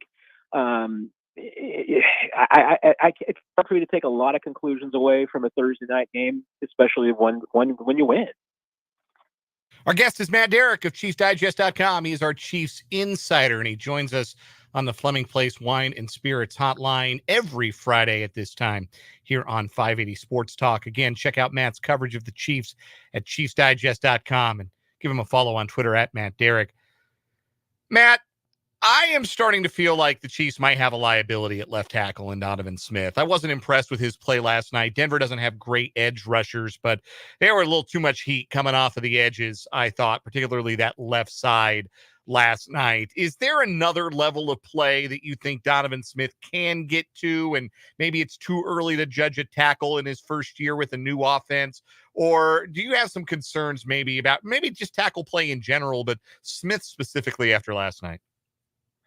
Yeah, it's a good question. And, and last night I didn't feel like that they were giving a lot of help to their tackles, so it seemed like they weren't doing as much chipping as maybe that they usually do. And that was maybe a little bit of it. And I also, Donovan Smith in particular had a rib injury a couple of weeks ago. Could be still slowing him down. I mean, and at the same time, he's also a veteran. He's of a certain age. I mean, he is coming off a couple of years when he struggled, especially with injuries. So, maybe he's not the guy that we think of in the past, but still, a very smart player. He's seen everything, which certainly helps. Does he have maybe the quickness that he once had, the strength that he once had? Maybe not. but there's still a lot of savvy there. And the one thing is that at least that he plays a style that the Chiefs are comfortable with. I mean, they feel like that he fits their concepts and what they do offensively. So, yeah, everything may not be perfect. That's what Andy Reid would like to say, is that it may not be perfect, but if it gets the job done, he's okay with it. And I think that's been generally what they feel like with both their tackles, is that it hasn't been pretty, but, you know, when there haven't been mistakes like the penalties that Jawan Taylor's had, they've been relatively pleased with what they've gotten. Last night's win is now 16 in a row for the Chiefs over the Broncos. Do you have a favorite of the 16? Do you have one that stands out to you as one that you particularly enjoyed for whatever reason? Maybe it was a cathartic beatdown. Maybe you enjoyed a really taut, thrilling game in the last 16. Do you have one that stands out to you as a favorite of the 16 wins in a row over the Denver Broncos? I mean, it's really interesting you mentioned that and everything. I mean, honestly, I mean, I think about that stretch, and I'm just trying to think of, you know, the different games. I mean, some of them are a little nondescript. I guess the two that pop out, one would be the Mahomes not the first one in Denver, but the 2018 game, and the left-handed throw to Demarcus Robinson, and that was the night that Kareem Hunt called him a magician. That was one, and then Snow Game guy. I think the one in Kansas City would probably be the other one. So, you know, those are the two that stand out to me.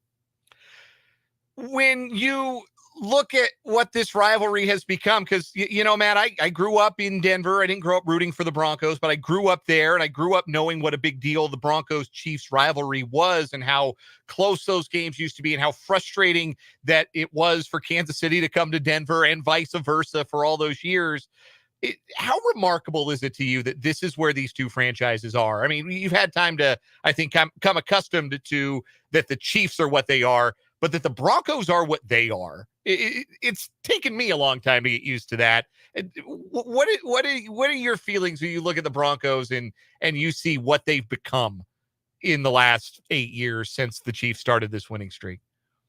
Yeah, it's really remarkable, and I want to kind of fold in a little bit about with the Raiders too, because that was a rivalry that was the same way. I mean, the Chiefs Raiders rivalry was always 50-50. I mean, it seemed like that was just going back and forth for years about, you know, who had the series lead. They were just so even over the decades.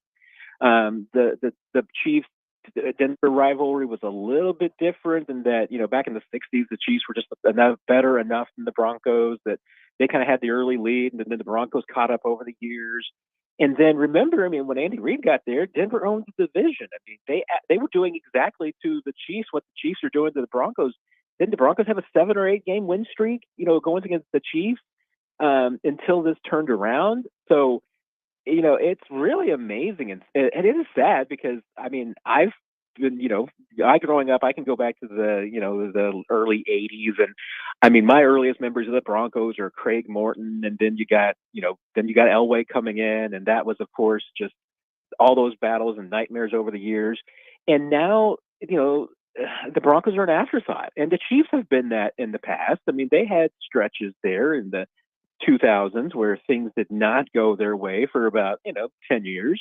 So, they can bounce back, they can rebuild it, but it is just really remarkable how in such a short period of time, since winning Super Bowls and owning the AFC West the way the Broncos did for a while, that now it's completely fallen apart. And now this is not, Frank Clark was right the other day. It's not a rivalry. You have to win some games for it to be a rivalry. And when you win 16 in a row, it's not. This is kind of, like what the Patriots were doing there to teams in the AFC East for a decade. There's no competition right now. Nobody is giving it to the Chiefs. And, like I said, the Raiders the same way. That was a rivalry. It was so close for years. And now those two teams are light years apart. We're talking with Matt Derrick, ChiefsDigest.com on the Fleming Place Wine and Spirits phone line. And Matt, my favorite one is the very first Mahomes game where, our backups are going to come in. And Tyler Bray almost blew that game. And then they brought back Mahomes in, and was Mahomes like, get ready. Got to do it all myself. Because this is what's going to be your future, Denver. And he goes in and he leads them on a comeback. So that's my favorite victory because that was a game that the Broncos should have won because they were playing the rookie quarterback who's hadn't played all year. Anywho, Justin Watson, good news today. Not as serious as it was going to be, but I'm not trying. I hope this doesn't come across as I'm a jerk and I'm mean, but every, a door closes, another one opens. Does this mean Justin Ross might be getting a little bit more snaps? Because I think he's the guy who needs more snaps for this team. I mean, I hate to be the bearer of bad news, but I don't know that that's what it's going to lead to. I mean, it might lead to a small increase. Matt, you're just crushing me right now.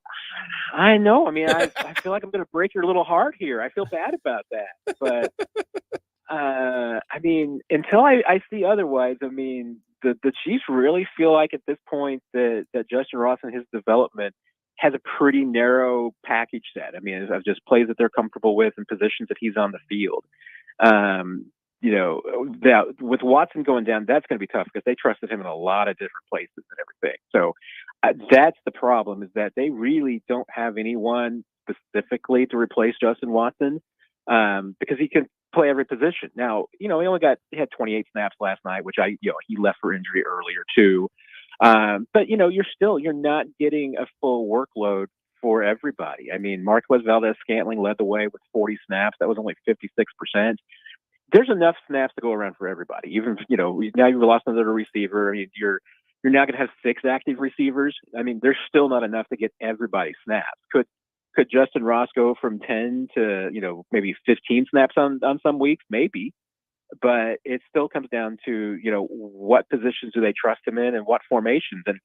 And honestly, I mean, if there's one guy in that group that needs more snaps, to me, it's Rashee Rice. I mean, he was so productive on those 35 snaps he had yesterday. He looks more and more comfortable. If there's anybody in that receiver group that I want to get more work to, I think that's the guy. Oh, no, I 1,000% agreement with you when it comes to that. I have a trivia question for you, Matt. Real quick, real fast, okay? Who's the one Chief wide receiver who's caught a pass that's been a positive pass in every single game? Who's got a positive pass in every single game? Yeah. Oh, this year. Man. This year. I mean, I would be tempted to say Justin Watson. It is Rashee Rice. How about that? He needs more snaps. That's right. Matt, we appreciate the time as always, my friend. Enjoy the Sunday off when it comes to the football side of things. Enjoy the games. I appreciate it. Take care, everybody. That is Matt Derrick, ChiefsDigest.com. Follow him on Twitter at Matt Derrick. I'm going to start calling him Matt Rips My Heart Out Derrick. Don't do that to our guy. He's ripping my heart out, though. We love Matt. He's the best. Coming up, we'll get to our NFL picks, our college picks. We'll take a look at KU K-State. That's all coming up. Start the 4 o'clock hour.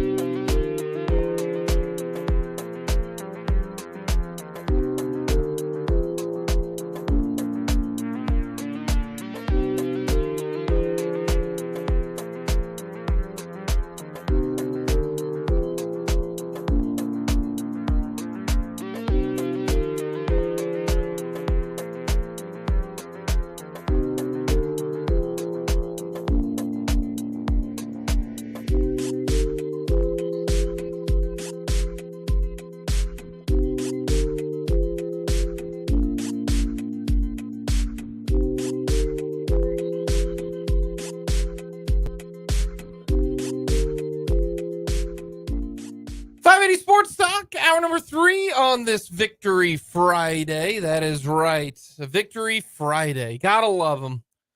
We're going to talk a lot more of the college side of things. We'll get more into the Chiefs and the Broncos in the 5 o'clock hour. We got What Is Wrong With You. We've got Chris Level of the Red Raider Sports Network and Red Raider Radio Network will be joining us. Talk K-State and Texas Tech. Tech is now the favorite in that game. It opened up K-State as a 1-point favorite. Now Tech is a 1.5-point favorite. 1.5-point favorite. We had a texter from the Saturday 5 ask what the weather was going to be. Windy. Yeah, because it always is in Lubbock. But, a cool fall night. No real weather shenanigans. It's not going to be like 40-mile-an-hour winds or anything. And then we're going to hear from Austin Booker, the terrific defensive player for the Kansas Jayhawks, coming up in the 5 o'clock hour. So we got a lot to get to here in the final 2 hours of this session. Our Lewis Toyota Game of the Week, we are going to Lester Wetter Field. That is indeed correct. We've got Lester a city Wetter versus city matchup. Yep. United Kansas Conference bout. Both teams coming off of big wins a week ago. Topeka West got their first victory. They took care of Kansas City Turner 35-15. Meanwhile, Shawnee Heights off that low-scoring thriller last week against Wamego, which you also heard on our airwaves. 6:30 pregame tonight, 7 o'clock kickoff right here on 580 WIBW for the Lewis Toyota High School Football Game of the Week. Join yours truly, Dan and Greg Akagi for the call of that one coming up tonight. Of course, K-State coming up tomorrow at 6. Washburn, Turnpike Tussle, 119th edition of the Turnpike Tussle.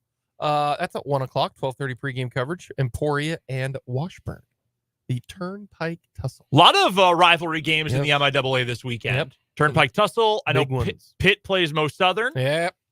Hayes and Kearney. Is that a real rivalry, or are they just close together? No, it is because they go all the way back to the RMAC. That's true. Yeah, Rocky Mountain Conference. By the way, an update on the weather. Not only is it going to be nothing nasty in Lubbock, it's actually going to be like perfect football weather. For Lubbock. Period. 69-degree kickoff.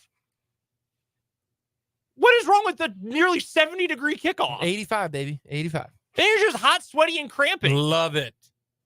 No, you don't cramp to get into the hundreds. Been a while since you've played high school football, apparently. We get cramping. Are you talking about tonight or? I'm talking about the K-State game tomorrow. Yeah. Well, you only cramp that 100-degree weather. Yeah. No, 69 at kick. 10 o'clock, it's going to be down to just 60. Oh, the weather's going to be perfect. No rain. Guys going to have to wear some sleeves, potentially. Who knows? Not in the 60s. Oh, my God. We got plenty to get to. But it is time. And you can give us your picks. Who do you like? Who do you like? Maybe we should start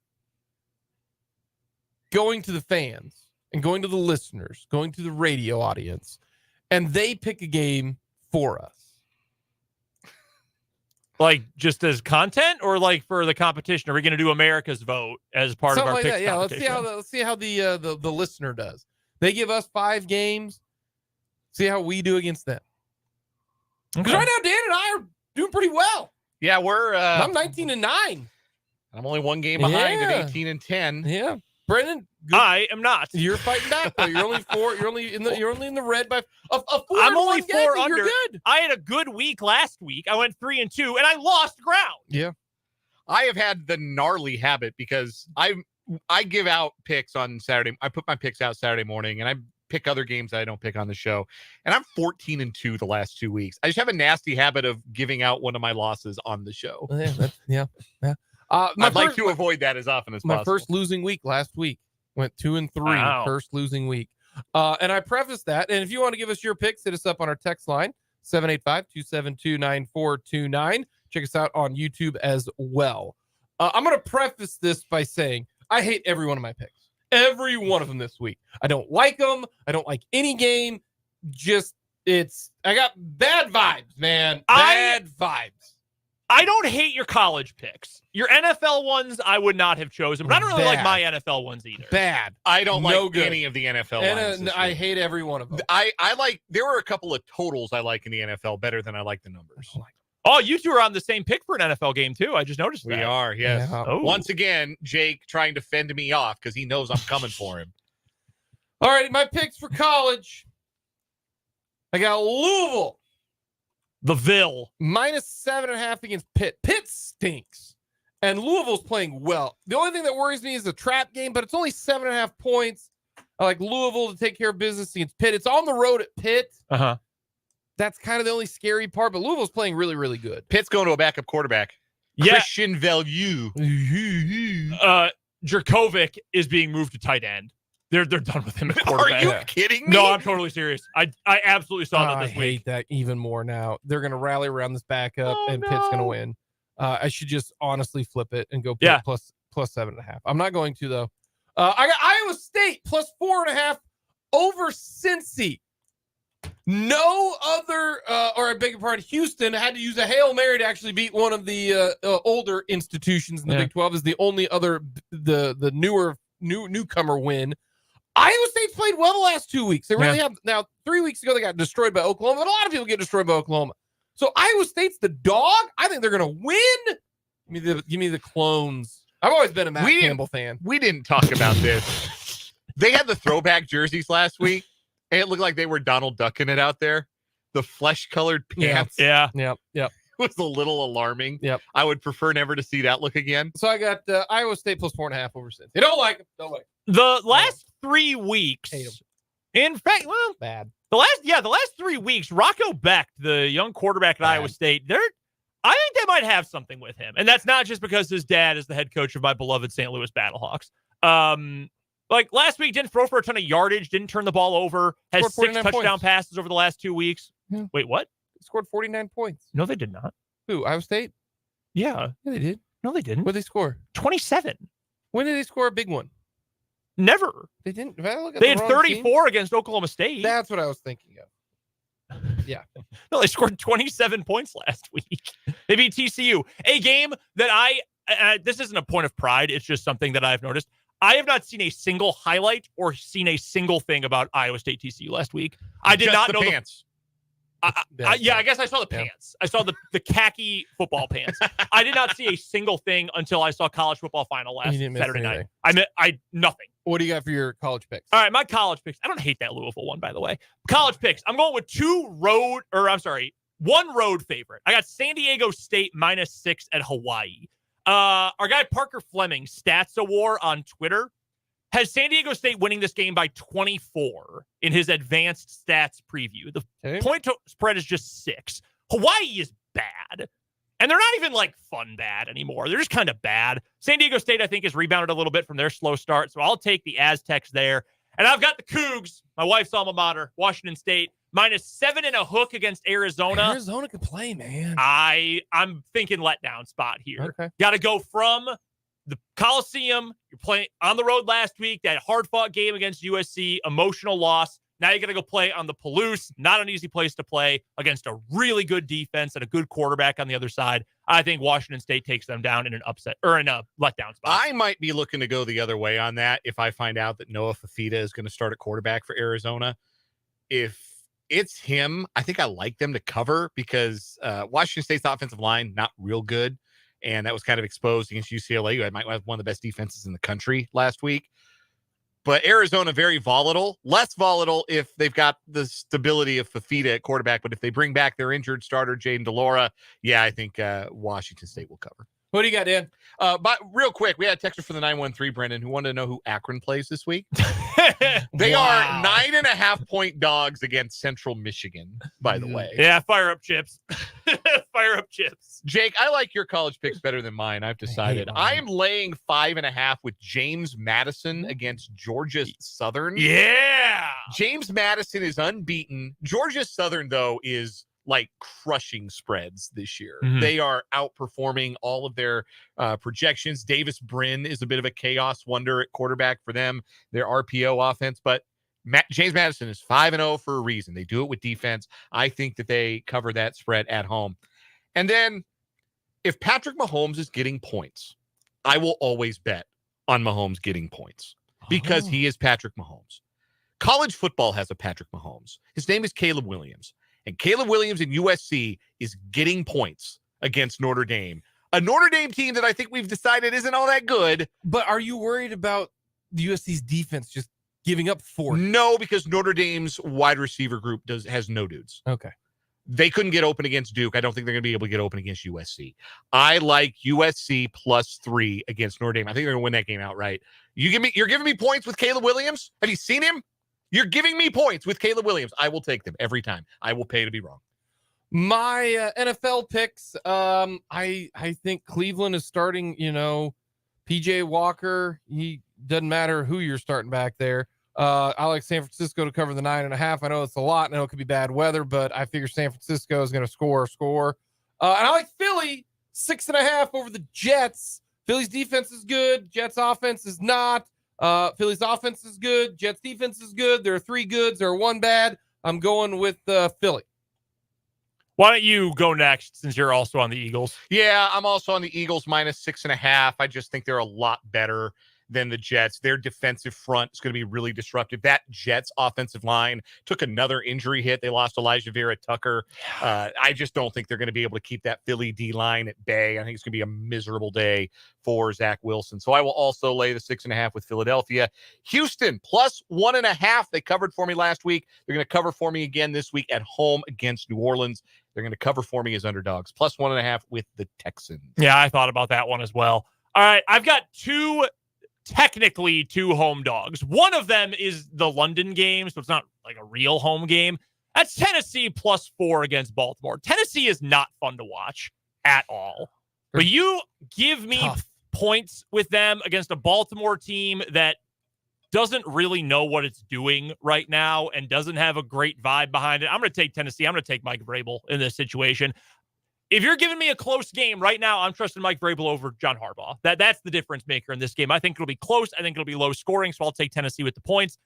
And give me Tampa Bay +3 against Detroit. Detroit really beat up. Jahmyr Gibbs not going to play. A number of other players not going to play in that game for the Lions. It's in Tampa. I think the Buccaneers are going to keep that one close, if not win that one outright. I think not having Gibbs is going to be tough for the Lions. So give me Tampa Bay to take firm control of the NFC South. And our prop bet, we did have to have a discussion about it because the prop bet that I wanted to go with was Christian McCaffrey touchdown. But you guys didn't think that was fair. So we decided not to do Christian McCaffrey touchdown. Well, okay, well, let's add the important context of why we declined it. No, there is no context. Our society doesn't deal in context, Brendan. Well, this isn't society. This is 580 Sports Talk. So we live in a society. We live in a society. For what it's worth, the implied odds of Jake's prop bet were that it was going to hit 63% likelihood, -170. But it is a prop. It is, and we had to have this discussion because we never actually set parameters for our wild card prop bets. We've determined those odds are too short. We have now set the line at you must have -120 or longer odds. This was agreed upon by the group. Yes. The more I think about it, though, the more I don't like it because... Of course you don't. No. The reason why is because it's a prop bet. Anytime touchdown, that's a prop. So it should be good to go. Yes, but we have a rule about what kind of prop you can go with. You know what else is a prop? Like Patrick Mahomes, over 200 yards passing. You could... But that's alternate. We've done alternate stuff before. Not picks, though. Either way. Because I'm so gracious, I was like, fine. You were outvoted. This has nothing to do with grace.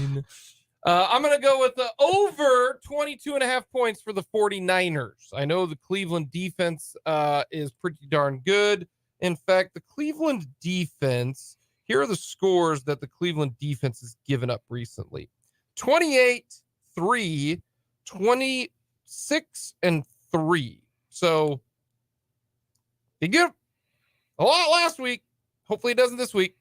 22.5. Who do you think the best team defense in terms of EPA per play is this season? Expected points added per play for a defense. Is it Cleveland? It is Cleveland. And it's not just Cleveland. It's Cleveland by a ton. Cleveland, Baltimore, New Orleans, Dallas, San Francisco in that order. Cleveland is in the Patrick Mahomes position on this chart where Mahomes' stats are always in the top right corner of the graph. That's where the Browns are defensively. This is a fun test. But 22.5 still seems so low for how well that offense is playing. What do you got? All right, my prop for the week. We're doing the Vandy over again. They are 6-0 to the over. You. Here's the thing. The over is 55.5 this week. Vandy is playing Georgia. That's scary, bro. Georgia might have to score all 56 or more points in this game. Yeah, it might be 52-3. Yeah, might be. So I need a big week from the Dogs. But yeah, give me the Vandy over. All right, Dan, what do you got? I am taking an over-under in the NFL. The Vikings are 5-0 to the over this year, and the Bears are 4-1 to the over. So I've got Minnesota, Chicago over 43.5. All right. Survivor pick. I got Miami over Carolina. Miami. Shout out to Pitbull, by the way. I really want Buffalo to lose now. Sorry. Yeah, I got Sorry, Buffalo. Dan. Sorry, Dan. All right. My pick. I'm going with afternoon game. Cardinals at Rams. Give me Sean McVay and the Rams. Real quick, guys, let's get some predictions in for KU and for K-State.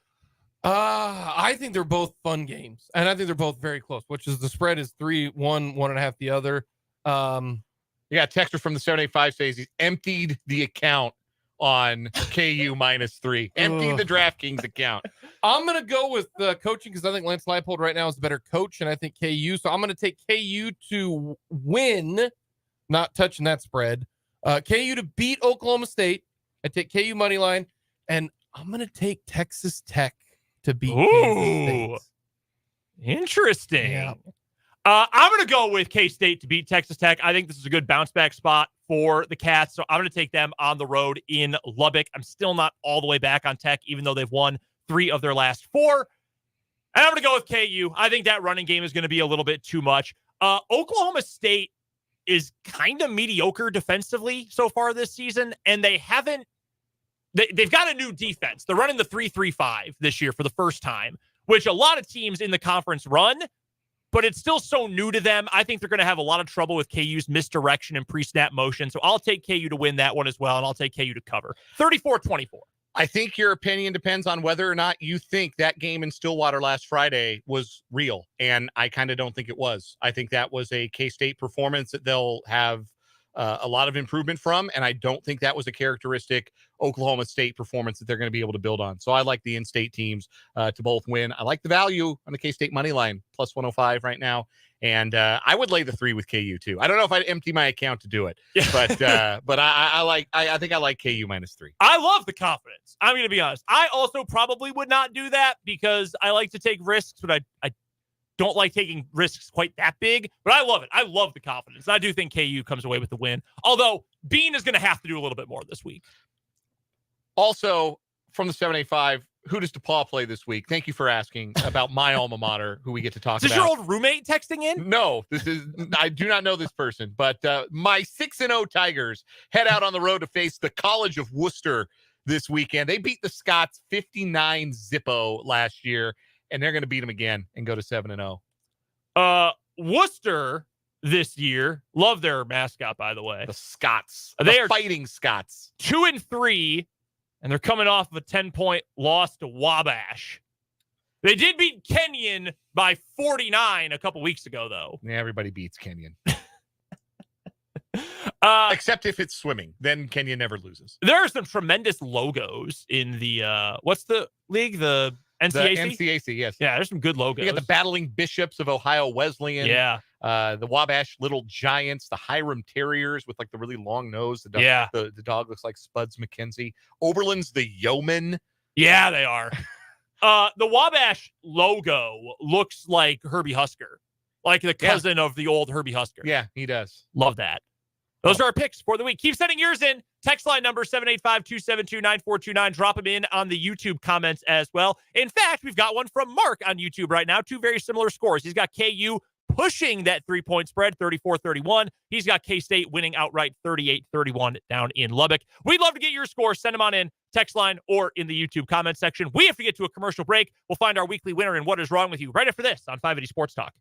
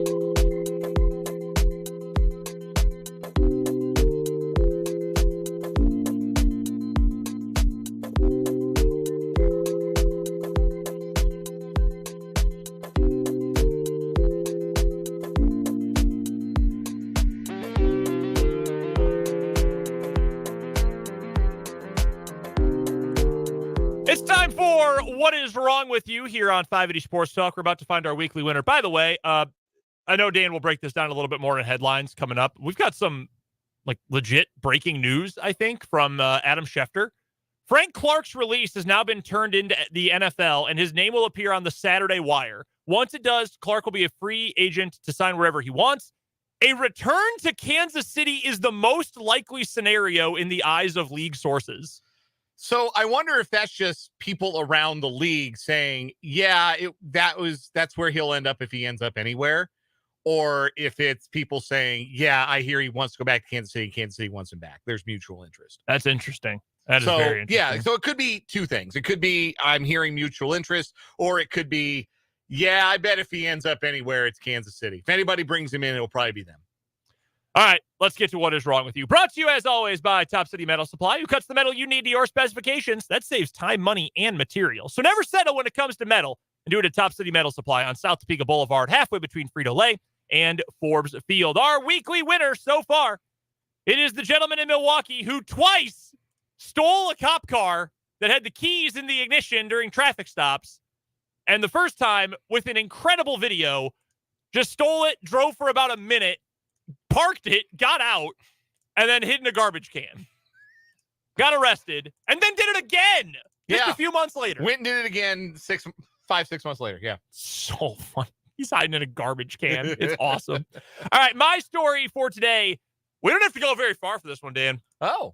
We're going to Olathe, where a teacher was fired after joking on TikTok about saving up his farts for his classroom and then farting on students. Oh, boy. Also, intentionally teaching them incorrect information.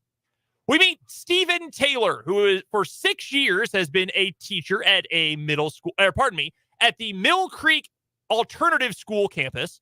And he also has a side career as a stand-up comedian. Now, Taylor made a series of videos on TikToks, often joking about passing gas in his own classroom. This is gross, by the way. Yeah, I'm gonna be ill.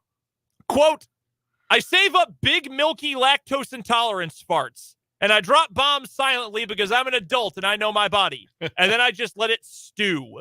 He then says he crop dusts his students regularly. If you're not up on that lingo, it means you toot as you walk by someone and essentially spray them with your flatulence. He also said he likes to mess with his students and teach them the wrong information.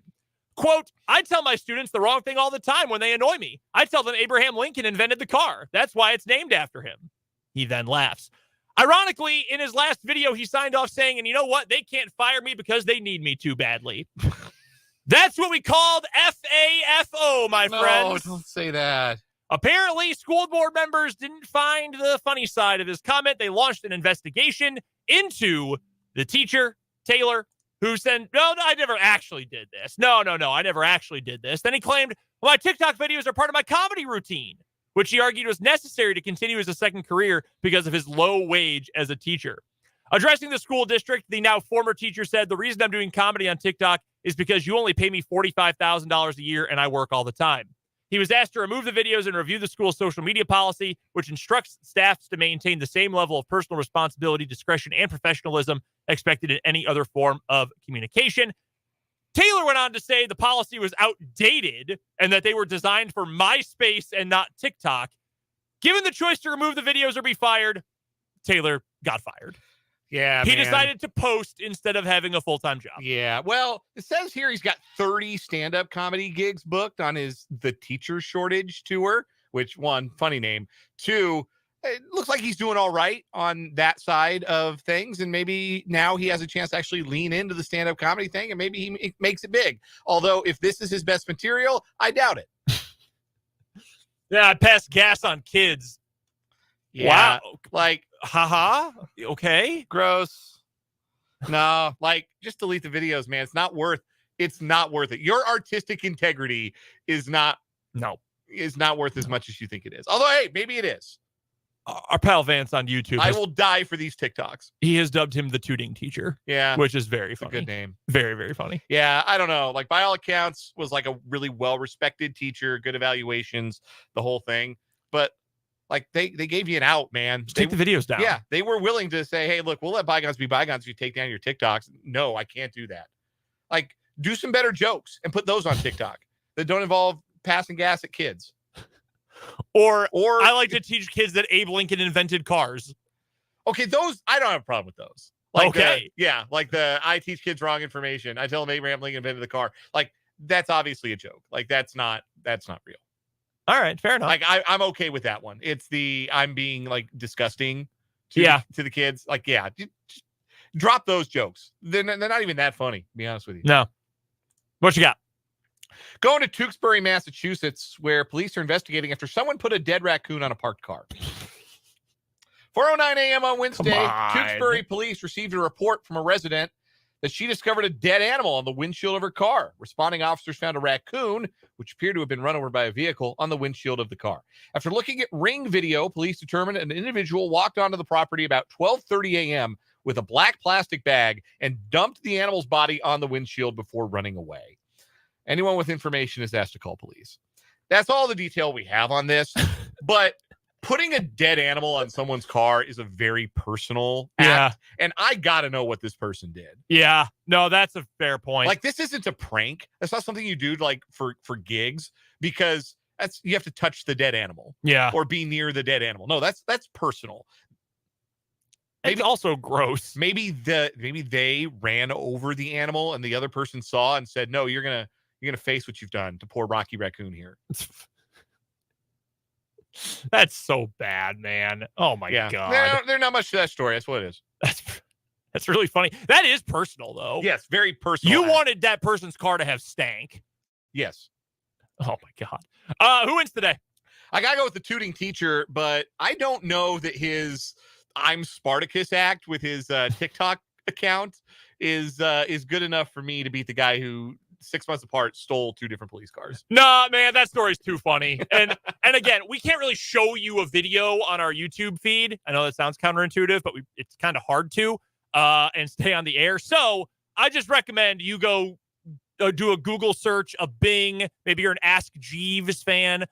Just look up stolen police car, Milwaukee, WISN TV, and watch the video. It is so funny. I'm with you. That is my pick as well. And that is still our winner for the week in What Is Wrong With You, brought to you by Top City Metal Supply. Metal cut to order when you need it. That's Top City Metal Supply on South Topeka Boulevard, halfway between Frito-Lay and Forbes Field. Coming up on the other side of this break, we will preview K-State versus Texas Tech with Chris Level of Red Raider Sports here on 580 Sports Talk.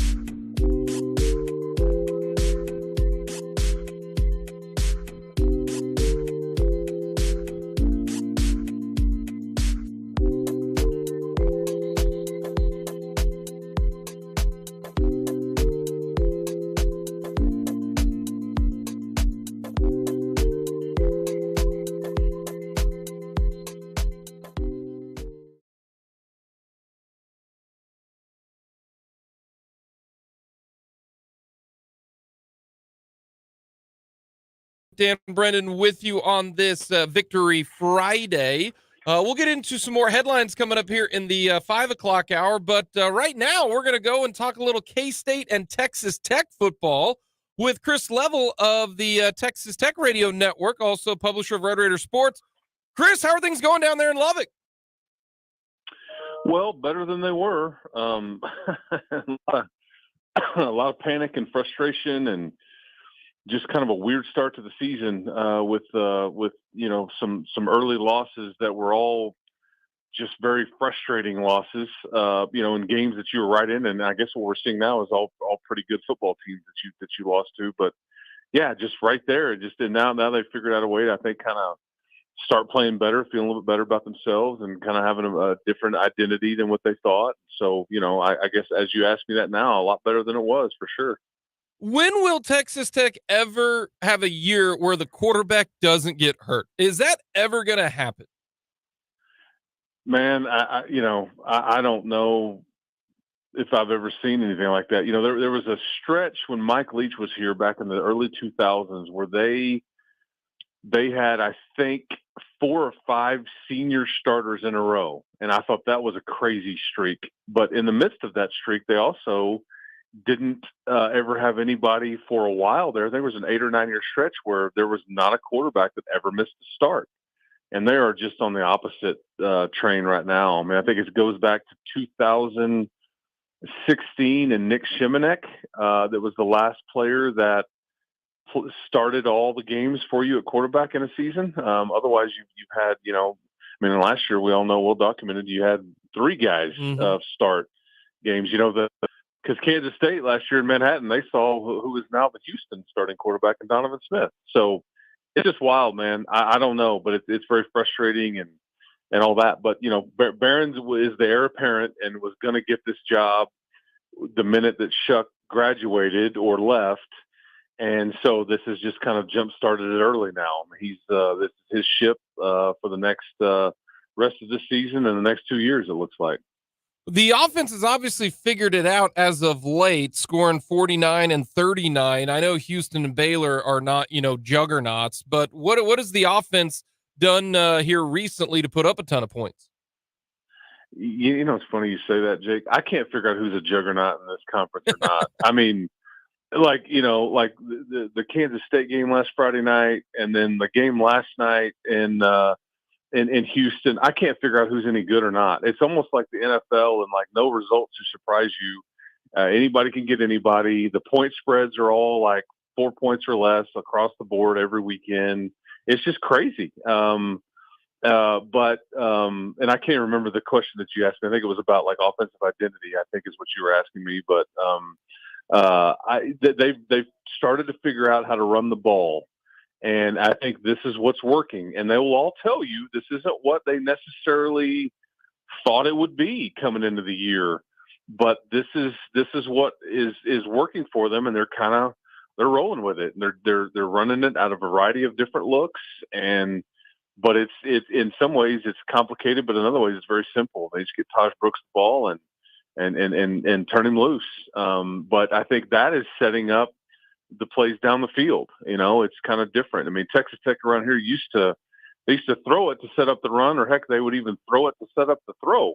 But now they're definitely running the ball, and it's setting up some pass plays, and it certainly you took advantage of that versus Houston and Baylor for sure. We're speaking with Chris Level, RedRaidersports.com, part of the Texas Tech Radio Network as well, joining us here on the Fleming Place Wine and Spirits Hotline on 580 Sports Talk. Baron Morton, we've talked about, he's the quarterback. It's his show after the injury to Shuck, and I was pretty impressed with him last year in some games where he saw action as a true freshman. What do you think is his great strength as quarterback right now? What does maybe he bring to the offense, even as it sort of shifts to being run defined? What does he bring to the offense that has helped it see some new heights the last couple of weeks? Well, who Barron is he's got crazy arm talent. I think that he was a multi-sport athlete in high school and played a lot of baseball. So you see some of these arm angles. You guys, see that all the time with the Chiefs and all that. Barron probably leans on that maybe more than they would prefer, but it just kind of looks different. It's kind of outside the box at times. He's got, but that's what he is. He's just they all refer to him as a gunslinger and all that. But I think what has helped him in the last couple of weeks is that running game has obviously helped him. But I think he's kind of taken this next step to where now it's his team. And I think he's grown up quite a bit, and he's getting into the game management aspect and like not putting his team in a bad spot, not taking a bad sack, not throwing a bad pass or even chancing it. Now, he had an interception last week where he underthrew it on a fade route down the sideline. But in the last two games, he's just really kind of played within himself, if that makes sense. So he's not out there trying to be this I'm gonna sling it 30 or 40 times. And the other thing that's crazy about him too is that he really hasn't played. This is going to be his, I think, 5th or 6th start. Only one. He's only started one game where he was actually healthy. He's not 100% healthy right now. He took a shot in that West Virginia game when he came in. I think he's still somewhat recovering from it. And then last year he started the Oklahoma State game and threw for nearly 400 yards, but he dinged his ankle up at the end of the first half, and he was kind of limping around the rest of that game. And then anytime you saw him last year after that, he just hadn't fully healed. And so he's also somebody they need to put him in bubble wrap and try to keep him healthy. But no, I think he's grown up a lot. I think his game management, I just think him understanding the position and it's his team now. I think he's looking at things a little bit differently, which has certainly helped. When I think about the way that Texas Tech has played defense the last year and change under Joey McGuire, I think about being aggressive, flying up the field, making an impact in the pass rush. And Steve Linton was the impact player in the pass rush last week, 3 sacks in that win over Baylor. Tell me a little bit about Linton as a player, what he brings, what his dimensions are, and if this Texas Tech pass rush is growing and getting better week by week, because they were certainly impactful against Baylor. Yeah, I mean, this is a guy they talked about all offseason. He transferred here from Syracuse. They got him at semester. He basically plays the same position that Tyree Wilson played last year, and obviously Tyree Wilson was the 7th pick in the draft. And they've been just kind of waiting for him for the light to come on a little bit because he's been in positions to make plays. He just hasn't finished or he hasn't gotten home. And I think last week, it started to happen. Now, I will tell you, full disclosure, that Baylor offensive line is not very good. Okay. And so you have to understand that part of it too. When we're talking about Steve Linton and a kind of a coming out party a little bit. But he's been right there, and he played, I think Oregon is about as good as Tech will see all year offensive line-wise. I know Kansas State's got a good one. Texas has got a good one. But Linton was in position to make quite a few plays against Oregon, and he was just right there and just couldn't quite do it. But last week we saw the results, and he sacks Blake Shapen. He stripped him a couple times, knocked the ball out a few times. And so I think they expect him to kind of continue the upward trend. But Gil, we'll see. That's the hardest part is, okay, now that you've done it, can you keep doing it? And that's the hard thing. Chris Level of Red Raider Sports, publisher, in fact, of Red Raider Sports and of the Texas Tech Radio Network, joining us as we preview K-State versus Texas Tech coming up on Saturday night down in Lubbock. And speaking of Joey McGuire, Chris, I wanted to ask you about the momentum behind this program. Obviously, with the slow start to the season, maybe felt like some of the shine was wearing off after last year. There was all the hype and the Texas connections and all that stuff that came with the hire of Joey McGuire. Does it still feel like there is that positive momentum behind this program in full right now? Or has that shine worn off a little bit, at least until Tech can prove it's a constant 8, 9, 10-game winner in the league? Yeah, I think there's probably 2 ways to answer that question. I think there was a lot of talk about Texas Tech in the offseason, and I think they got a lot of that because a lot of people were coming back and because they won the last 4 games of the regular season, including a big bowl win. And so I think there was a lot of chatter about where this thing was going to go. And my thing was, I don't know if they were legit Big 12 title contender. I just thought they would be relevant into November in that conference race. I thought the floor was pretty high, if that makes sense. You lose, and it's funny because you were 4-0 in one-score games last year. This year you're 0-3. So it's just funny the margin. I mean, TCU's kind of finding out life like that too. So it's razor thin in this deal. It's like all of a sudden, you look like a genius, and then all of a sudden it's like, okay, well, you don't know how to coach, and we don't know what you're doing. So I think there's some of that. They just need to figure out a way to win some close ones. However, the momentum of the program, recruiting at a very high level. People that are coming down here from Kansas State this weekend will see there's a $250, $1 million renovation that's going on one end of the stadium that has created a lot of momentum and positive momentum and all those kinds of things. They've got their first 5-star committed to them out of the high school ranks as a receiver. That's a phenomenal player. So I think yes and no. I think people still kind of want to wait and see. Is this going to be a contender year in and year out? I don't know if you're quite there yet. But I think the momentum of the program is still on an upward trend because of some of these other things, whether it be facilities or the recruiting aspect, which certainly will pay off. Our friends in the desert in Las Vegas, they've got Texas Tech as a favorite by 1.5 going into this game coming up tomorrow night. Does that feel, knowing what we know about this Texas Tech team, knowing what we know about this Kansas State team and what they've been going through the last couple of weeks, does that feel like a fair spread to have Texas Tech as a small favorite here? Well, you're asking the wrong guy because I've watched these games up close, and I think Kansas State's beaten Texas Tech 11 of 12. I think they've beat them, 14 out of 20, I think it is. So I don't know why any sane person would have Texas Tech as a favorite over Kansas State until proven otherwise. I don't care what I've seen last week or from either team. I mean, Kansas State just always figures out a way to beat Texas Tech, and Texas Tech is well aware of it. I mean, they are. It's like this mental. I don't know. It's not really like a mental block. I will tell you that I find it humorous that there's a lot of chatter up there in Manhattan, and Kleiman's kind of frustrated, and it's like we got to block out this outside noise and all these things. It's like they lost one game. I mean, let me show you hard times, folks. Up in Manhattan. I don't know if you're. I get you have high expectations, but I'll show you hard times, man. I've seen a decade of it.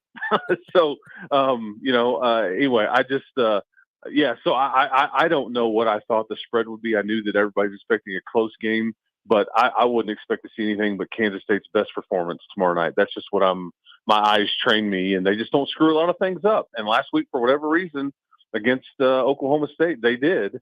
And Oklahoma State took advantage of it because I'll be honest, I don't think Oklahoma State's very good, but they figured it out that night. But that's kind of this league, and it's a nightmare trying to maneuver your way through it. So we'll find out if the Red Raiders kind of figure something out, or if the same old recipe for Kansas State works again. Last question I got for you, Chris. Does Texas and Oklahoma meet up against each other with a combined one loss in the Big 12 title game? Does Oklahoma run the table, and does Texas run the table the rest of the way? Well, I hope not. I'll be rooting for everything but that. I don't really care who plays in Arlington. Yeah, I don't care who plays in Arlington. I hope it's anybody but those guys. And if one of them is in it, I don't care who's on the other side of the field. I'll be rooting for them. I just don't. That's not what I want to see. I don't really, I'm not worried about the playoff or, that's not what I want. And I think Oklahoma's non-conference schedule was about as light as anybody's was in the league. When your toughest team is SMU, I think that's just a joke. The way their schedule works out, I don't think Oklahoma, they don't play Texas Tech. I don't think they play Kansas State. Am I right? They don't. Yeah, and I don't think they play. I can't remember if they play Kansas or not too, but I knew that they caught a big break on paper. And I just, because I think Texas, they got to play with the Red Raiders. They got to play with the Wildcats. So it'll be. But if Oklahoma doesn't go 12-0, somebody screwed up. I think that's the way I look at it. But yeah, Texas is going to be tough to deal with for sure. Because I still think they're better than Oklahoma. I mean, that's my opinion. I know they didn't win the game. I bet if they play, 10 times, I bet Texas wins 7 or 8 of those. That's my thought, but again, that's not what happened in the Cotton Bowl last week. But if they play again, I bet Texas beats them. But let's all do our part to keep that from happening. What do you say? I'm on board with that. You got 3 guys on board with that. Chris, thank you so much for the time, my friend. Have a great call down there in Lubbock. Should be a good one at 6:00 coming up on Saturday. Hey, thanks, fellas. Y'all be good. Have a good weekend. Appreciate it. That's Chris Level from the RedRaidersports.com website and from the Texas Tech Radio Network as well, joining us today to break down K-State and Texas Tech. It's a fascinating game. It always is fascinating to go to Lubbock because fascinating and weird things happen in Lubbock. If K-State's the football team, I think they are, and I still think they are, even after they laid that egg in Stillwater. They should win tomorrow night. If they're the football team, I think they are. If they're as physical as I think they are, if they have the kind of leadership I think they have, if Will Howard's the player I believe him to be and capable of a bounce back, then I think they win tomorrow night because I think they're a better team. But certainly understand if you've got more questions than you have answers about K-State football coming out of that loss in Stillwater. So it will be very interesting how that one goes. Again, K-State is a 1.5-point underdog if you're curious about that kind of information. We got one more hour of 580 Sports Talk left. It'll be just me flying the bird solo the rest of the way. We got our 580 Sports Talk headlines, including an MLB playoff roundup and NFL injury news.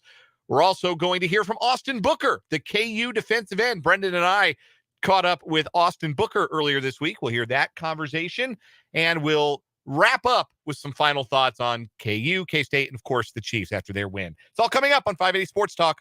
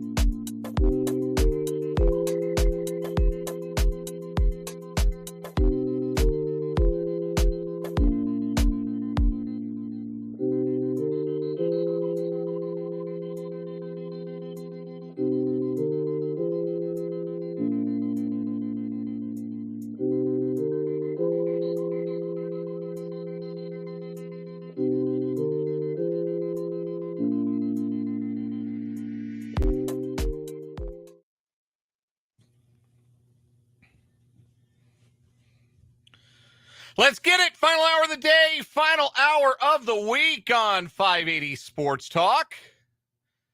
I am Dan Lucero, flying solo the rest of the way. Jake LeBon has started his weekend. Brendan Dworzinski is off to Lester Weatherfield in Tecumseh for tonight's Lewis Toyota High School Football Game of the Week.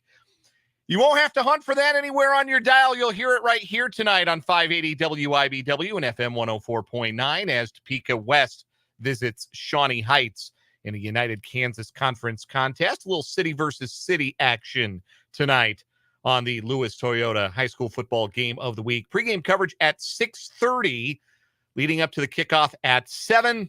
We'll have the High School Football Scoreboard Show from the Kansas Information Network at 10 o'clock, or after the conclusion of the football game. If football game runs past 10, but you'll be able to hear all that right here at 580 WIBW and FM 104.9.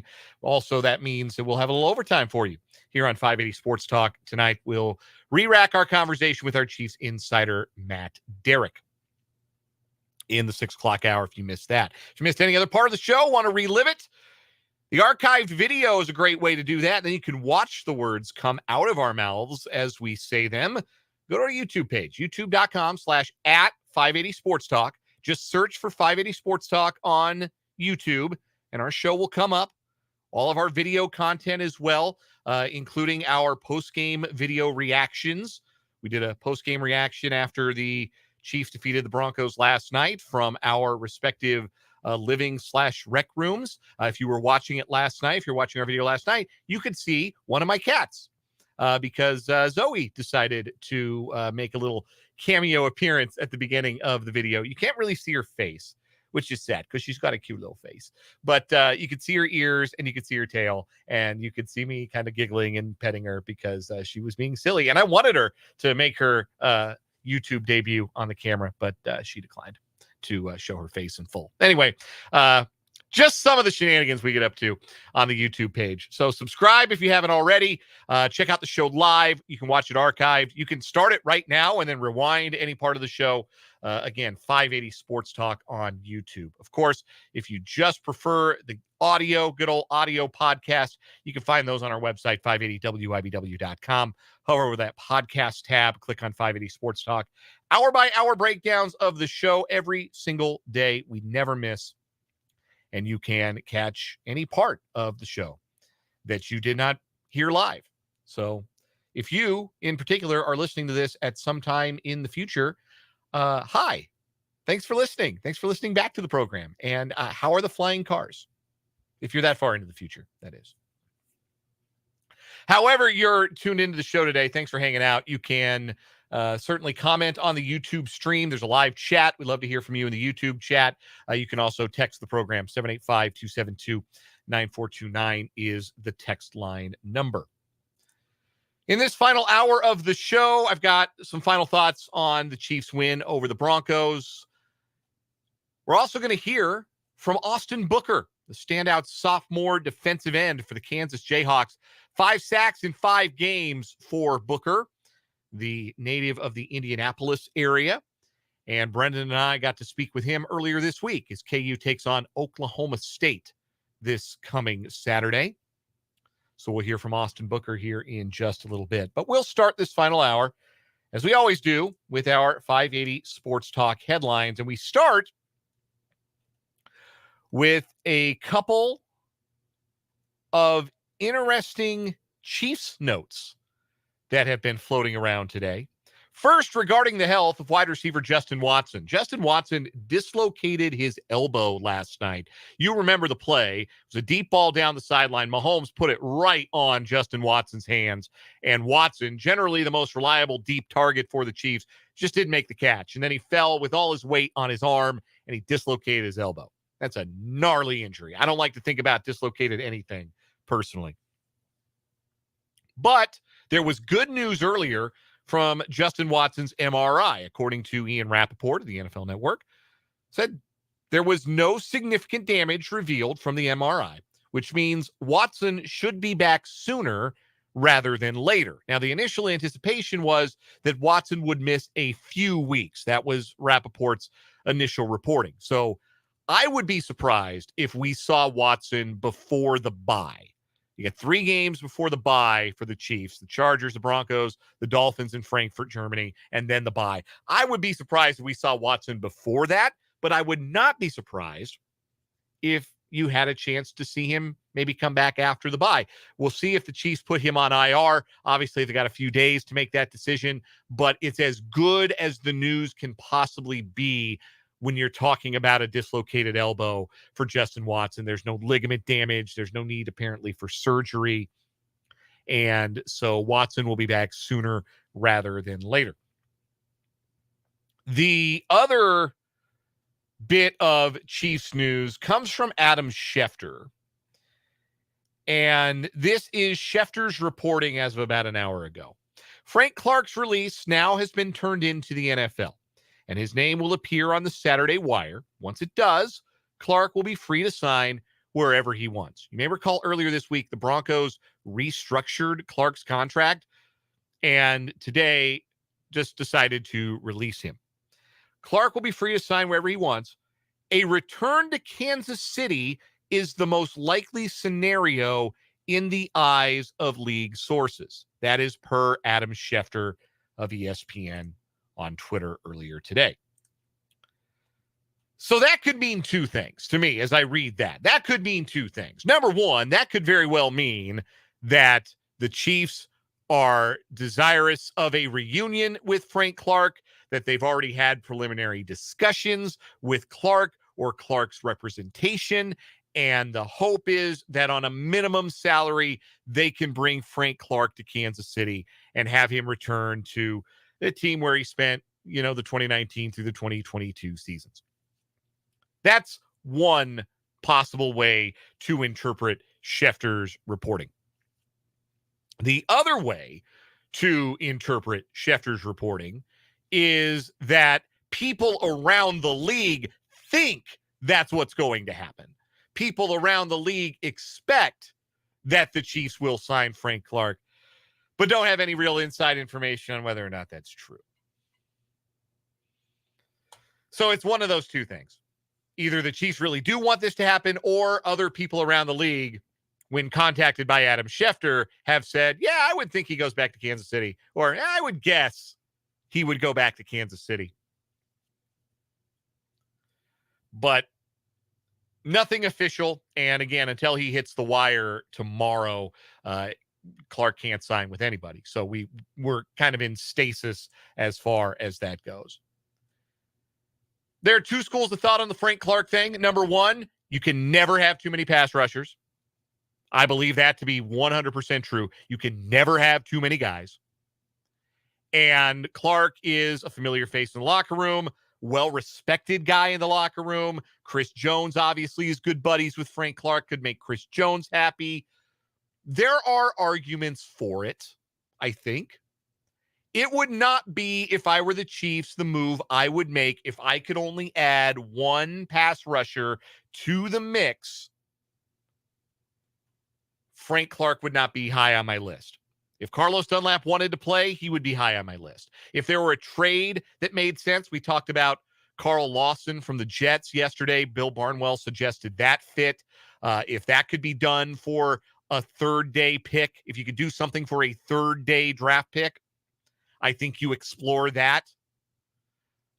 But I do not know how much Frank Clark has in the tank. That being said, he always seems to have plenty in the tank when the games matter most. Playoff Frank Clark, a very real thing. I don't begrudge anybody who feels any type of way, one way or another, about this possibility. I think there's a compelling argument to be made to bring him back. I think there's an equally compelling argument to be made that says don't. I lean toward don't. We have a text from 785. No thanks. Dumb idea. I get that. I get that line of thinking. But I would also understand if the Chiefs looked at Frank Clark and said, here's a guy, we don't have to integrate him into our system. If he's willing to come in and be a situational guy and not a starter, if he's willing to be a locker room presence and maybe get 10, 15 pass rush snaps a week in that kind of role, or maybe be a guy who we don't activate every week. If that's a role Frank Clark is okay with playing in Kansas City, then I don't have a problem with bringing him back. I just think there are better options. If the Chiefs are going to add a pass rusher, I think there are options that have more juice than Frank Clark does at this stage. And I think the Chiefs would be well served to see just how smoothly Charles Omenihu fits in after he returns and plays in his first game as a Chief against the Chargers in 2 Sundays. And then evaluate, okay, what do we really need? Because the Chiefs have been operating shorthanded with their pass rush. And you heard Matt Derrick talk about it earlier. It's probably forced them into spots where they've had to play guys more than they would have liked otherwise. Maybe you get more from Felix Anudike-Uzomah in a more limited role. Maybe you get more from Mike Dana in a more specialized role. And maybe those things open up with Omenihu's return, and then you start to feel really good about the pass rush. Maybe you're able to give Karlaftis some snaps off where he's got a little bit more energy in the third and the fourth quarter, that he doesn't have to be a 3-down guy every single series. But again, I also believe that you can never have too many pass rushers. And if the Chiefs feel like Frank Clark is the best fit for them, we've been talking about Carlos Dunlap like we know if he even wants to play or not. And maybe Carlos just chilling. Maybe he's happy to get his ring and call it good. In that case, and you want a veteran, and you want a guy who knows the locker room, and you want a guy the coaches trust, you could convince me. You really could. But that's the reporting from Adam Schefter. Mark on YouTube said, I'd be okay with it too. Give the Chiefs the benefit of the doubt. And I think that's fair. You give Brett Veach the benefit of the doubt, I think, at this stage, if you're a Chiefs fan. If that's the move that he thinks raises the ceiling or helps his team's depth, then trust it.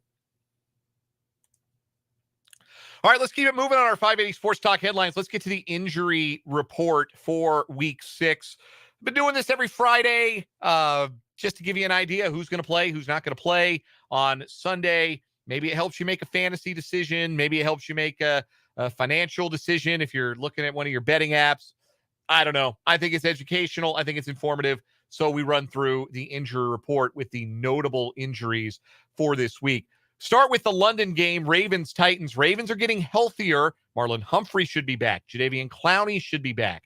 Morgan Moses should be back. Odell Beckham Jr. was a full participant in practice. Only guy listed as out for the Ravens is linebacker Odafe Owe. He did not participate in practice with an ankle injury. He is not going to play. The Titans will be without cornerback Elijah Molden, linebacker Luke Gifford, and wide receiver Traylon Burks, who continues to miss time with his knee injury. Both of their stud defensive tackles, Jeffrey Simmons and Tier Tart, are questionable. Tart did not practice. Simmons was limited today. For the Panthers and the Dolphins, a lot of injuries for the Panthers on the offensive line. Guards Austin Corbett and Chandler Zavala are both out. Safeties Von Bell and Xavier Woods are both out. And running back Miles Sanders is out with a shoulder injury. Dolphins will be without center Connor Williams, who's dealing with a groin injury. They, of course, are also without their left tackle, Teron Armstead, who's on IR. But nothing else of real note from the Dolphins injury report. You already know they're without Devin Achane with the knee. He's on IR. Jeff Wilson's doubtful. So a lot of Raheem Mostert likely, even though he was limited in practice today. He doesn't have an injury designation. So Mostert should be good to go for the Dolphins. Commanders Falcons is a very light injury report. There's only one player listed as out for either team, and that's Christian Holmes, cornerback for the Commanders, out with a hamstring. The Falcons have nobody with an injury designation. They're as healthy as they can be, and if they can protect their home field, they're 4-2. Despite the fact that I don't think they're very good, they would still be 4-2. Vikings Bears. Vikings relatively healthy. Only one player on their injury report with a game status, and it's a third-string running back, Kenane Nwangwu. He's got a back injury. He's questionable. Bears will be without. This is a long list. They're without 3 running backs this week. Khalil Herbert, ankle, out. Roshan Johnson, concussion, out. Travis Homer, hamstring, out. If you know who's going to play running back for the Bears this week, well, guess what? It might be you. Maybe it's you. Maybe you will get carries at running back for the Bears this week. The healthy running backs for the Bears, by the way, Deontay Foreman and Darrington Evans. Those are the healthy running backs for Sunday for the Bears. They will also be without wide receiver Equanimous St. Brown. He's out with a hamstring injury.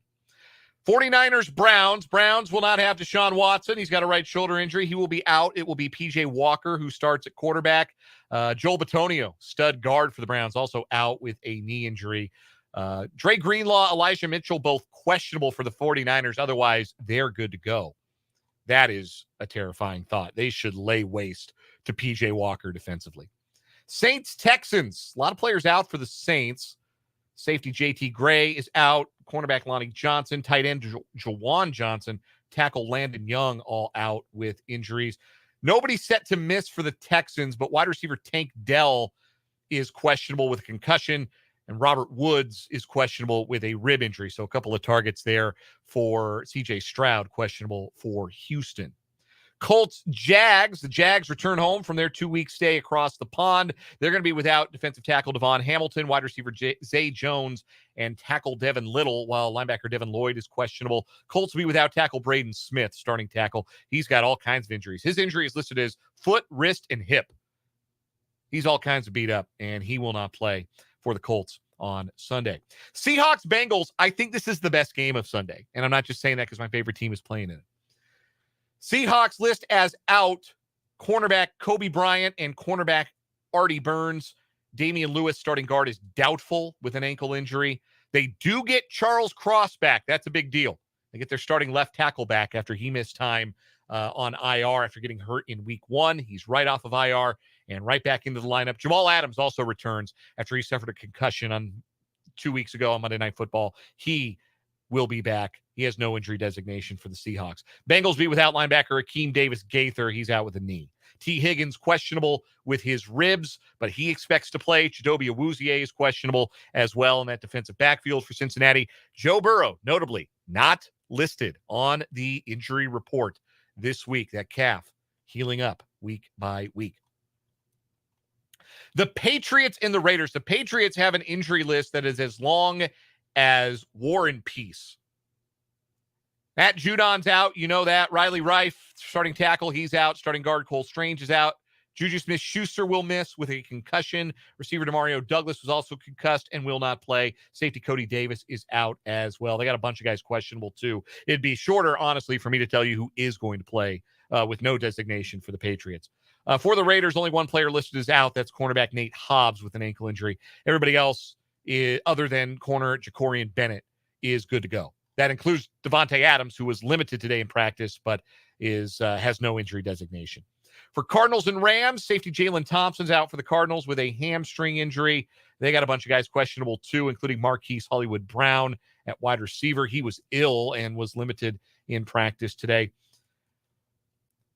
Not much in the way of injury designations for the Rams. Tackle Joe Notaboom is questionable with a groin, didn't practice today.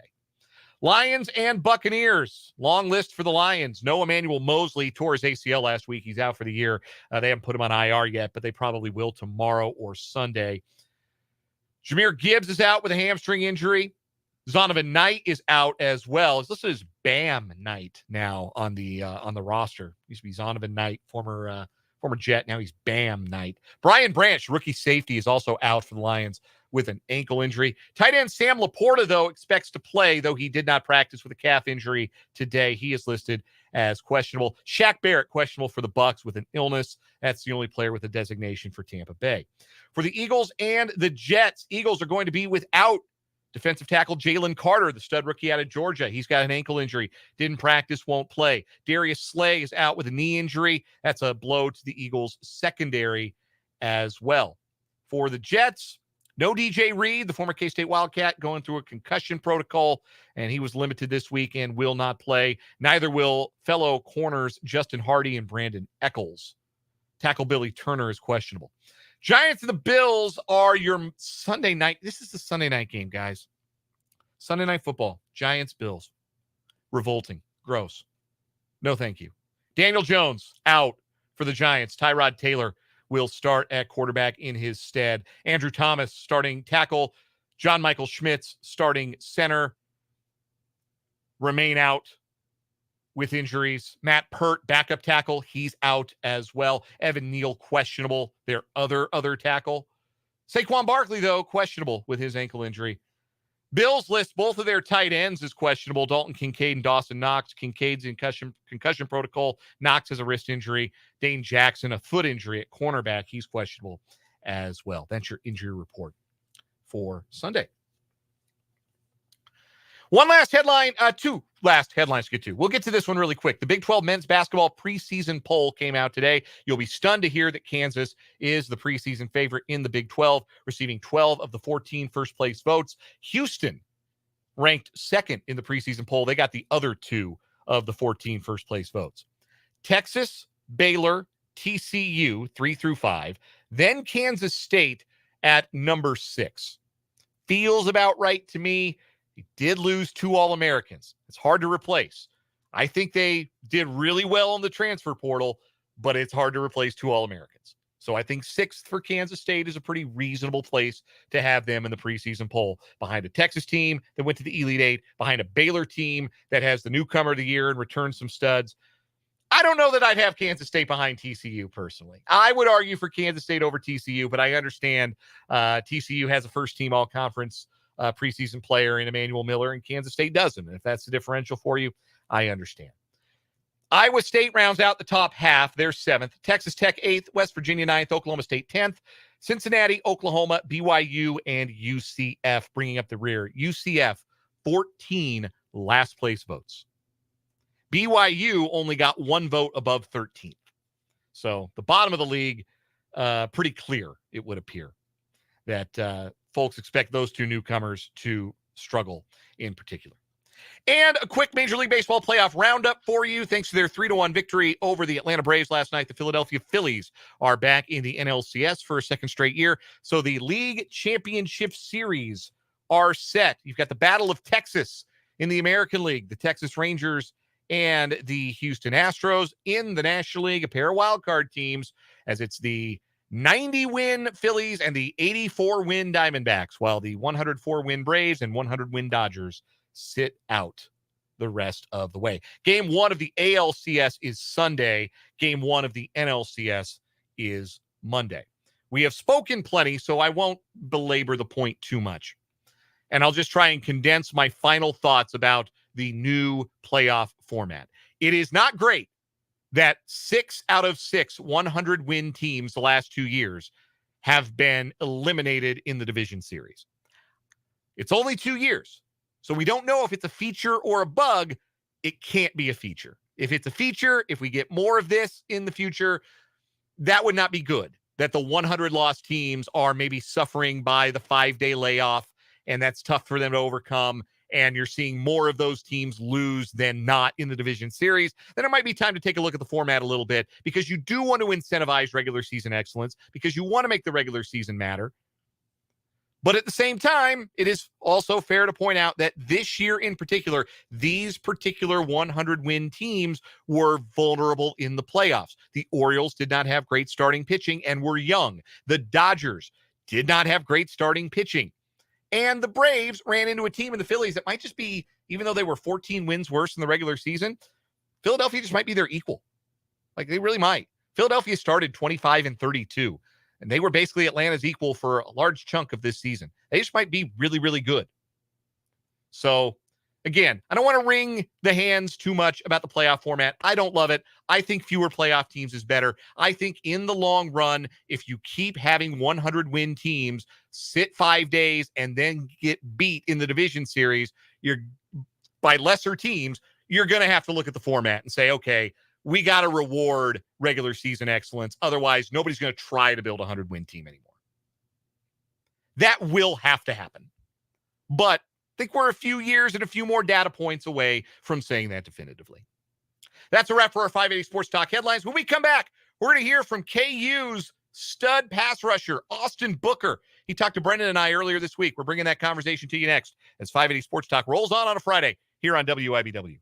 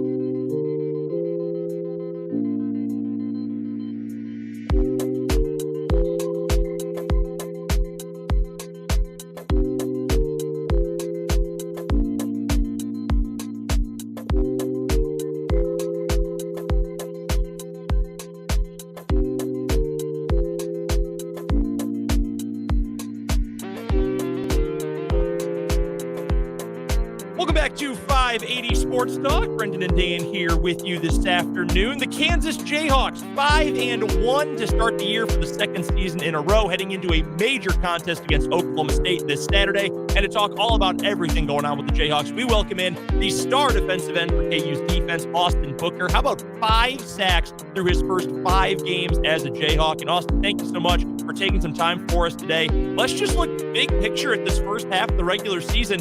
How have you been feeling? How natural of a fit has it been for you transferring in from Minnesota to this KU program? And what's really clicked for you to take off to this degree so far? Yeah, it's been great so far. It's been good mixing in with everybody. I feel like we play very fast, and that's just what I was used to in high school. I feel like I could come in and get comfortable really quickly after learning the playbook. Your coach, Lance Leipold, said yesterday during his press conference that he thinks you're playing your best football since you were in high school, and you're really taking off and getting better every single week of this season. Do you feel the same way? Like getting back to that faster style of football, does it feel like that's really meshed with you and your style of play? Yeah, definitely. I agree. Getting off the ball and getting off the edge is definitely my strength. And I feel like I can really do that here and make some plays. So, yeah, it's been great playing with my teammates and all that.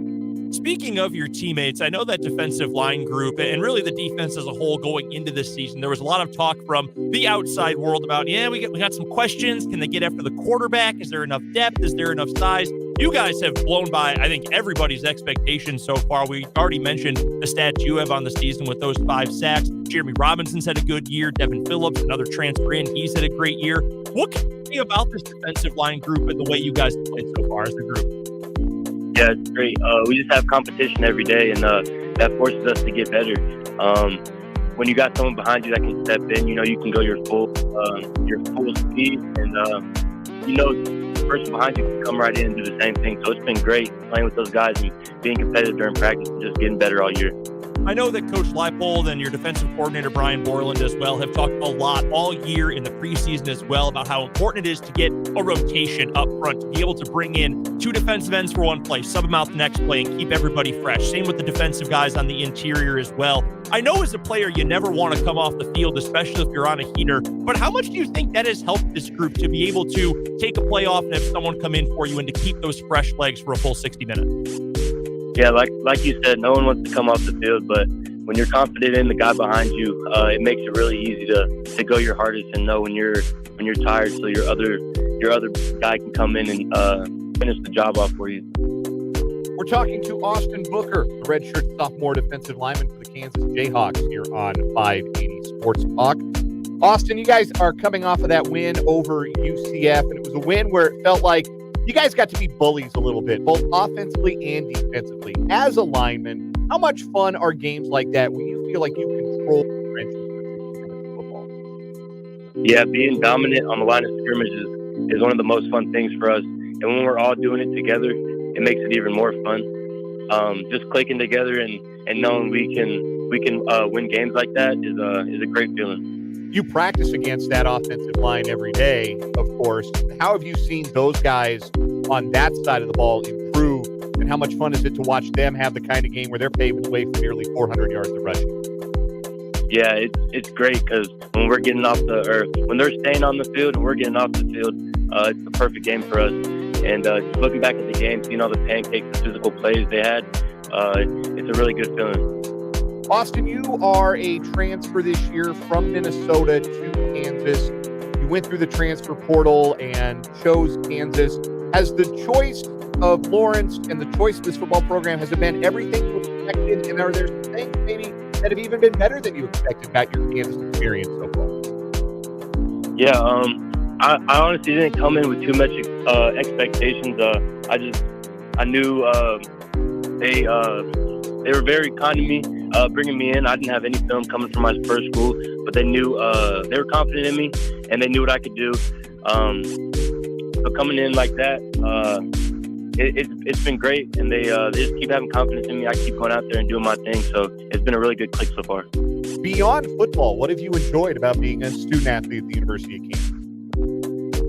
I like the people just around the campus. It's super nice. It's like a smaller town, not a big city like I came from. So it kind of feels like everybody's family, everybody's on one team, and that's nice to know.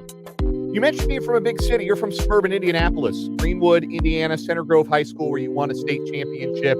Now, many, many moons ago, when I was in college at DePauw University in Greencastle, Indiana, Indiana was a basketball state. But that was right around when a guy named Peyton Manning was starting to win a bunch of games for the Indianapolis Colts. Do you think Indiana's a football state now? I wouldn't call them a football state, but I think we definitely put them on the map to have some respect in that aspect, high school sports. So, yeah, we're definitely on the up. What do you remember about that state championship at Center Grove? What was your fondest memory of being able to win a state championship as a high school football player? Shoot, it was everything. My last 2 years were great. Playing with all my guys, it was great. We were one. We were definitely one team, and when you have one team, it's extremely fun every game. So. We're chatting with Austin Booker, standout defensive end for the Kansas Jayhawks here on 580 Sports Talk as KU gets ready to take on Oklahoma State coming up on Saturday down in Stillwater. And that's an interesting point, Austin. I think Dan just brought up about, Indiana being a basketball state, and that's where you're from. Well, when you came to KU, everybody in the world knows about the University of Kansas athletics as a basketball program. And obviously that side of the athletic department has had tons of success. Do you feel like, and maybe you have a different perspective having only been on campus for a few months, but does it feel different? Like, does it feel like there is a palpable buzz, that there's real attention on this football team right now from everybody around town, but also just on campus at KU? Yeah, and I think we definitely earned that. Like we started winning games, we started playing football the right way, and I think we definitely earned a little bit of respect, or a little bit of earned respect. Yeah, definitely.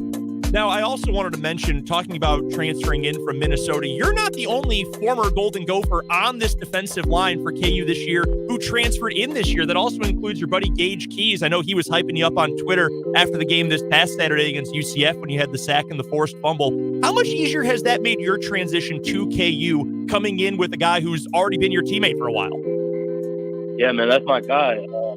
It's easy to put work in when you got someone to do it with you. So we just been staying on each other, getting everything done, and it's really easy, like I said, to do your work when you got someone to do it with.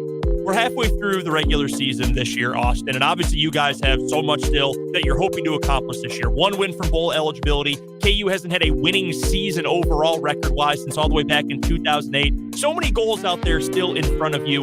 How do you stay focused when you've got more outside noise from national people, from local people who are reaching out, want to talk about this team's success? How do you individually stay focused on those long-term goals? I personally just, my whole life, just try not to get too high or too low. Just stay level and keep working. I feel like that's the only thing we can do in this situation.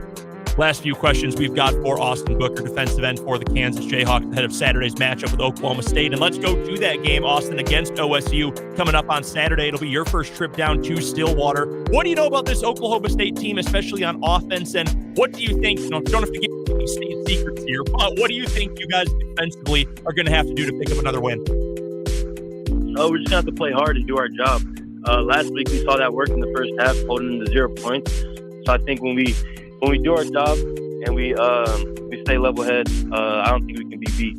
All right, a couple of questions off the field, or only kind of on the field here, and we'll let you go, Austin. And again, appreciate you taking the time for us. Now, I know this is your first year in the Big 12, so maybe it's not a fellow conference school right now that you'll answer with. But during your career so far, what's been your favorite road trip you've taken, either with KU or while you were at Minnesota? What's your favorite road trip for the city or for the game environment or whatever that you've taken so far? Yeah, I'll give you two for the game environment. One from Minnesota. It was we traveled and we had Penn State's whiteout game. That's a great life experience. And then for Kansas, going to Texas, you can't be playing at Texas and playing well at Texas. So that was also fun, even though we didn't get to win. All right, last one I've got for you then, Austin. We've asked a couple of your teammates this question over the last few weeks. Right before you guys run out of the tunnel, you're finishing up warm-ups, you're getting ready for the game, you're trying to get that energy level to a 100 right before you take the field. What is the last song you have to hear when you're listening to your phone, iPod, whatever you're listening to? What is that last song you've got to hear to get maximum hyped up before a game? I would say Sorry About That by Yeet. I listen to Yeet before every game. He gets me hyped. So. All right. Now, who on the team has the best or who on the team has the worst music taste? I would say worst. Just very personally, I would say Doug. Just because he be playing that fast music. You know, and Florida guys, they like to spit up music, and that's not my thing. Austin Booker, star defensive end for the Kansas Jayhawks, joining us here on 580 Sports Talk. KU will take on Oklahoma State coming up on Saturday afternoon. Austin, congrats on the fantastic start to the season. Really enjoyed watching you. Best of luck the rest of the way, and thanks so much for the time. Yes, sir. Thank you. Austin Booker from Kansas Jayhawk football, gracious to spend some time with Brendan and I earlier this week. Enjoyed the conversation. Have enjoyed watching him play. Kansas has had much more oomph at the pass rusher spot this year than I anticipated that they would. And Austin Booker's emergence has been a big reason why. He and the Jayhawks are 3-point favorites at Oklahoma State tomorrow. I like the Jayhawks. I think that this is more to me about Oklahoma State. Like, what do I think Oklahoma State is? Were they the team in crisis that they looked like going into the Kansas State game? Or are they the team that threw the kitchen sink at K-State in a rowdy nighttime home environment and pulled off an 8-point win? Which team did that say more about Kansas State's effort? Did that say more about a turning point for Oklahoma State? And I'm going to say it was more about Kansas State just not being very good that particular night than it was about Oklahoma State turning a corner. I don't think they have a very good quarterback. I think that Kansas's secondary is much more equipped to handle Oklahoma State's passing game and keep it in check for 60 minutes. I don't think KU is going to run for 400 yards again. I think this is going to be a much sterner test in the trenches. So I do think Jason Bean is going to have to make some throws, but I think in his second straight week as a starter, they're going to have a little more comfort level with him in the passing game. And I expect Kansas to win this game, and I would be surprised if it's not by more than a field goal. I don't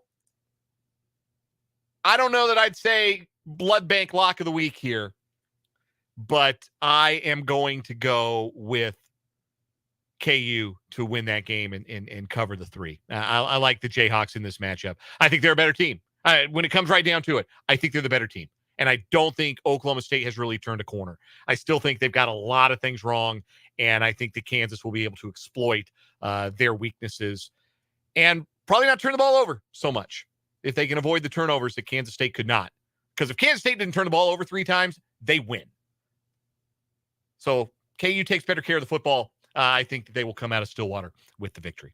We'll take a break. We'll come back. Some final thoughts on a Chiefs victory last night here on 580 Sports Talk when we return.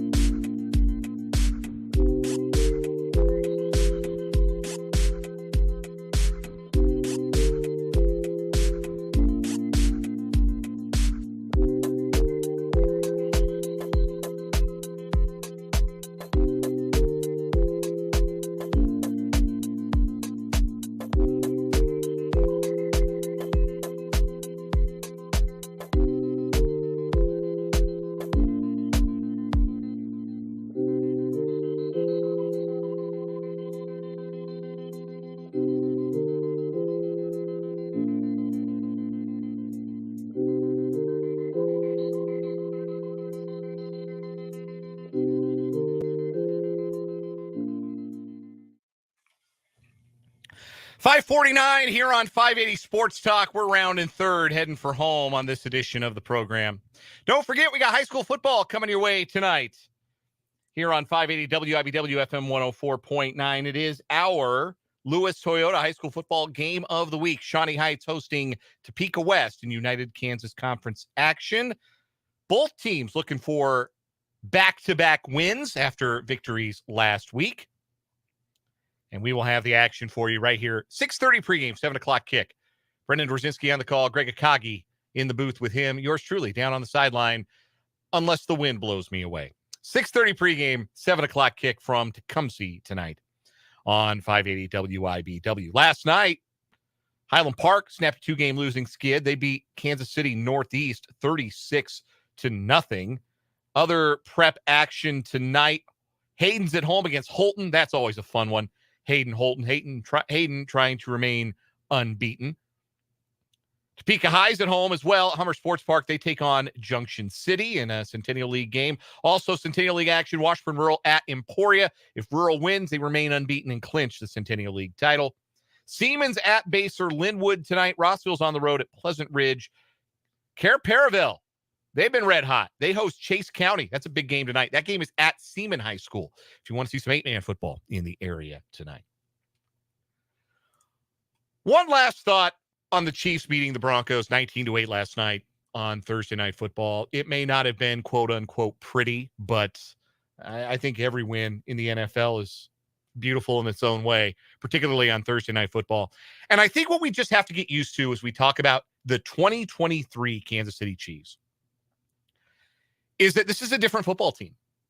Now, some of the faces are the same, but this is a different football team. This is a different Chiefs team. This is not the score first, score last, ask questions later Chiefs football.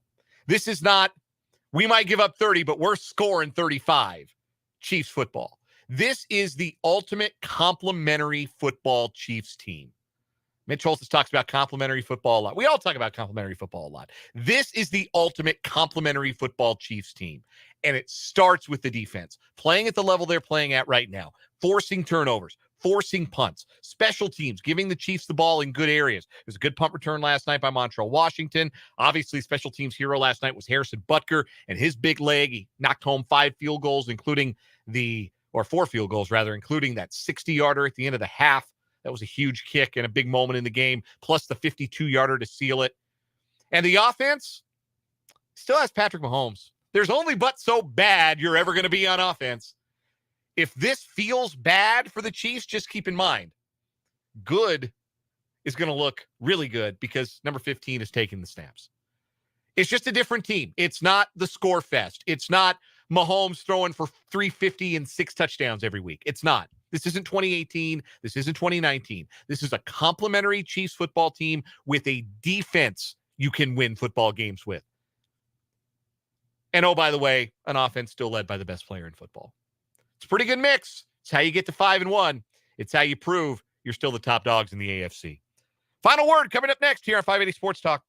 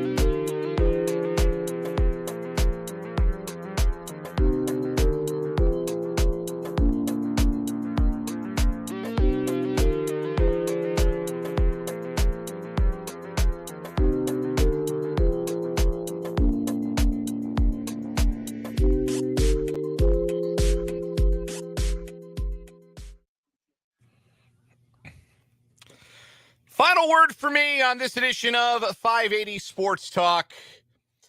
Kansas State, what kind of football team are you? I thought I had a pretty good read on what kind of team Kansas State was.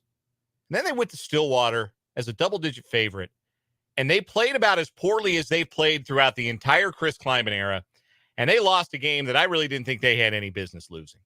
And some weird stuff happened in that game. You eliminate the turnovers, and you can probably flip it the other way, flip that result the other way, but it was the energy, it was the effort. It just didn't feel like Kansas State, not the way we've come to expect K-State football to play in the Kleiman era. So what kind of football team is this Kansas State team? They're the team I think they are, thought they were coming into this season, thought they were going into last week. I think they're going to go to Lubbock and win. But if they're timid, if they're not the aggressor, if they're not the more physical team, if Will Howard's turned back into a pumpkin, then it's going to be a very uncomfortable conversation to have about that team on Monday. Speaking of Monday, that's when we'll be back. But we've got some 5A Sports Talk overtime coming up ahead of the Lewis Toyota High School Football Game of the Week. So stay tuned for that. For Jake, for Brendan, I'm Dan Lucero. This is 580 Sports Talk.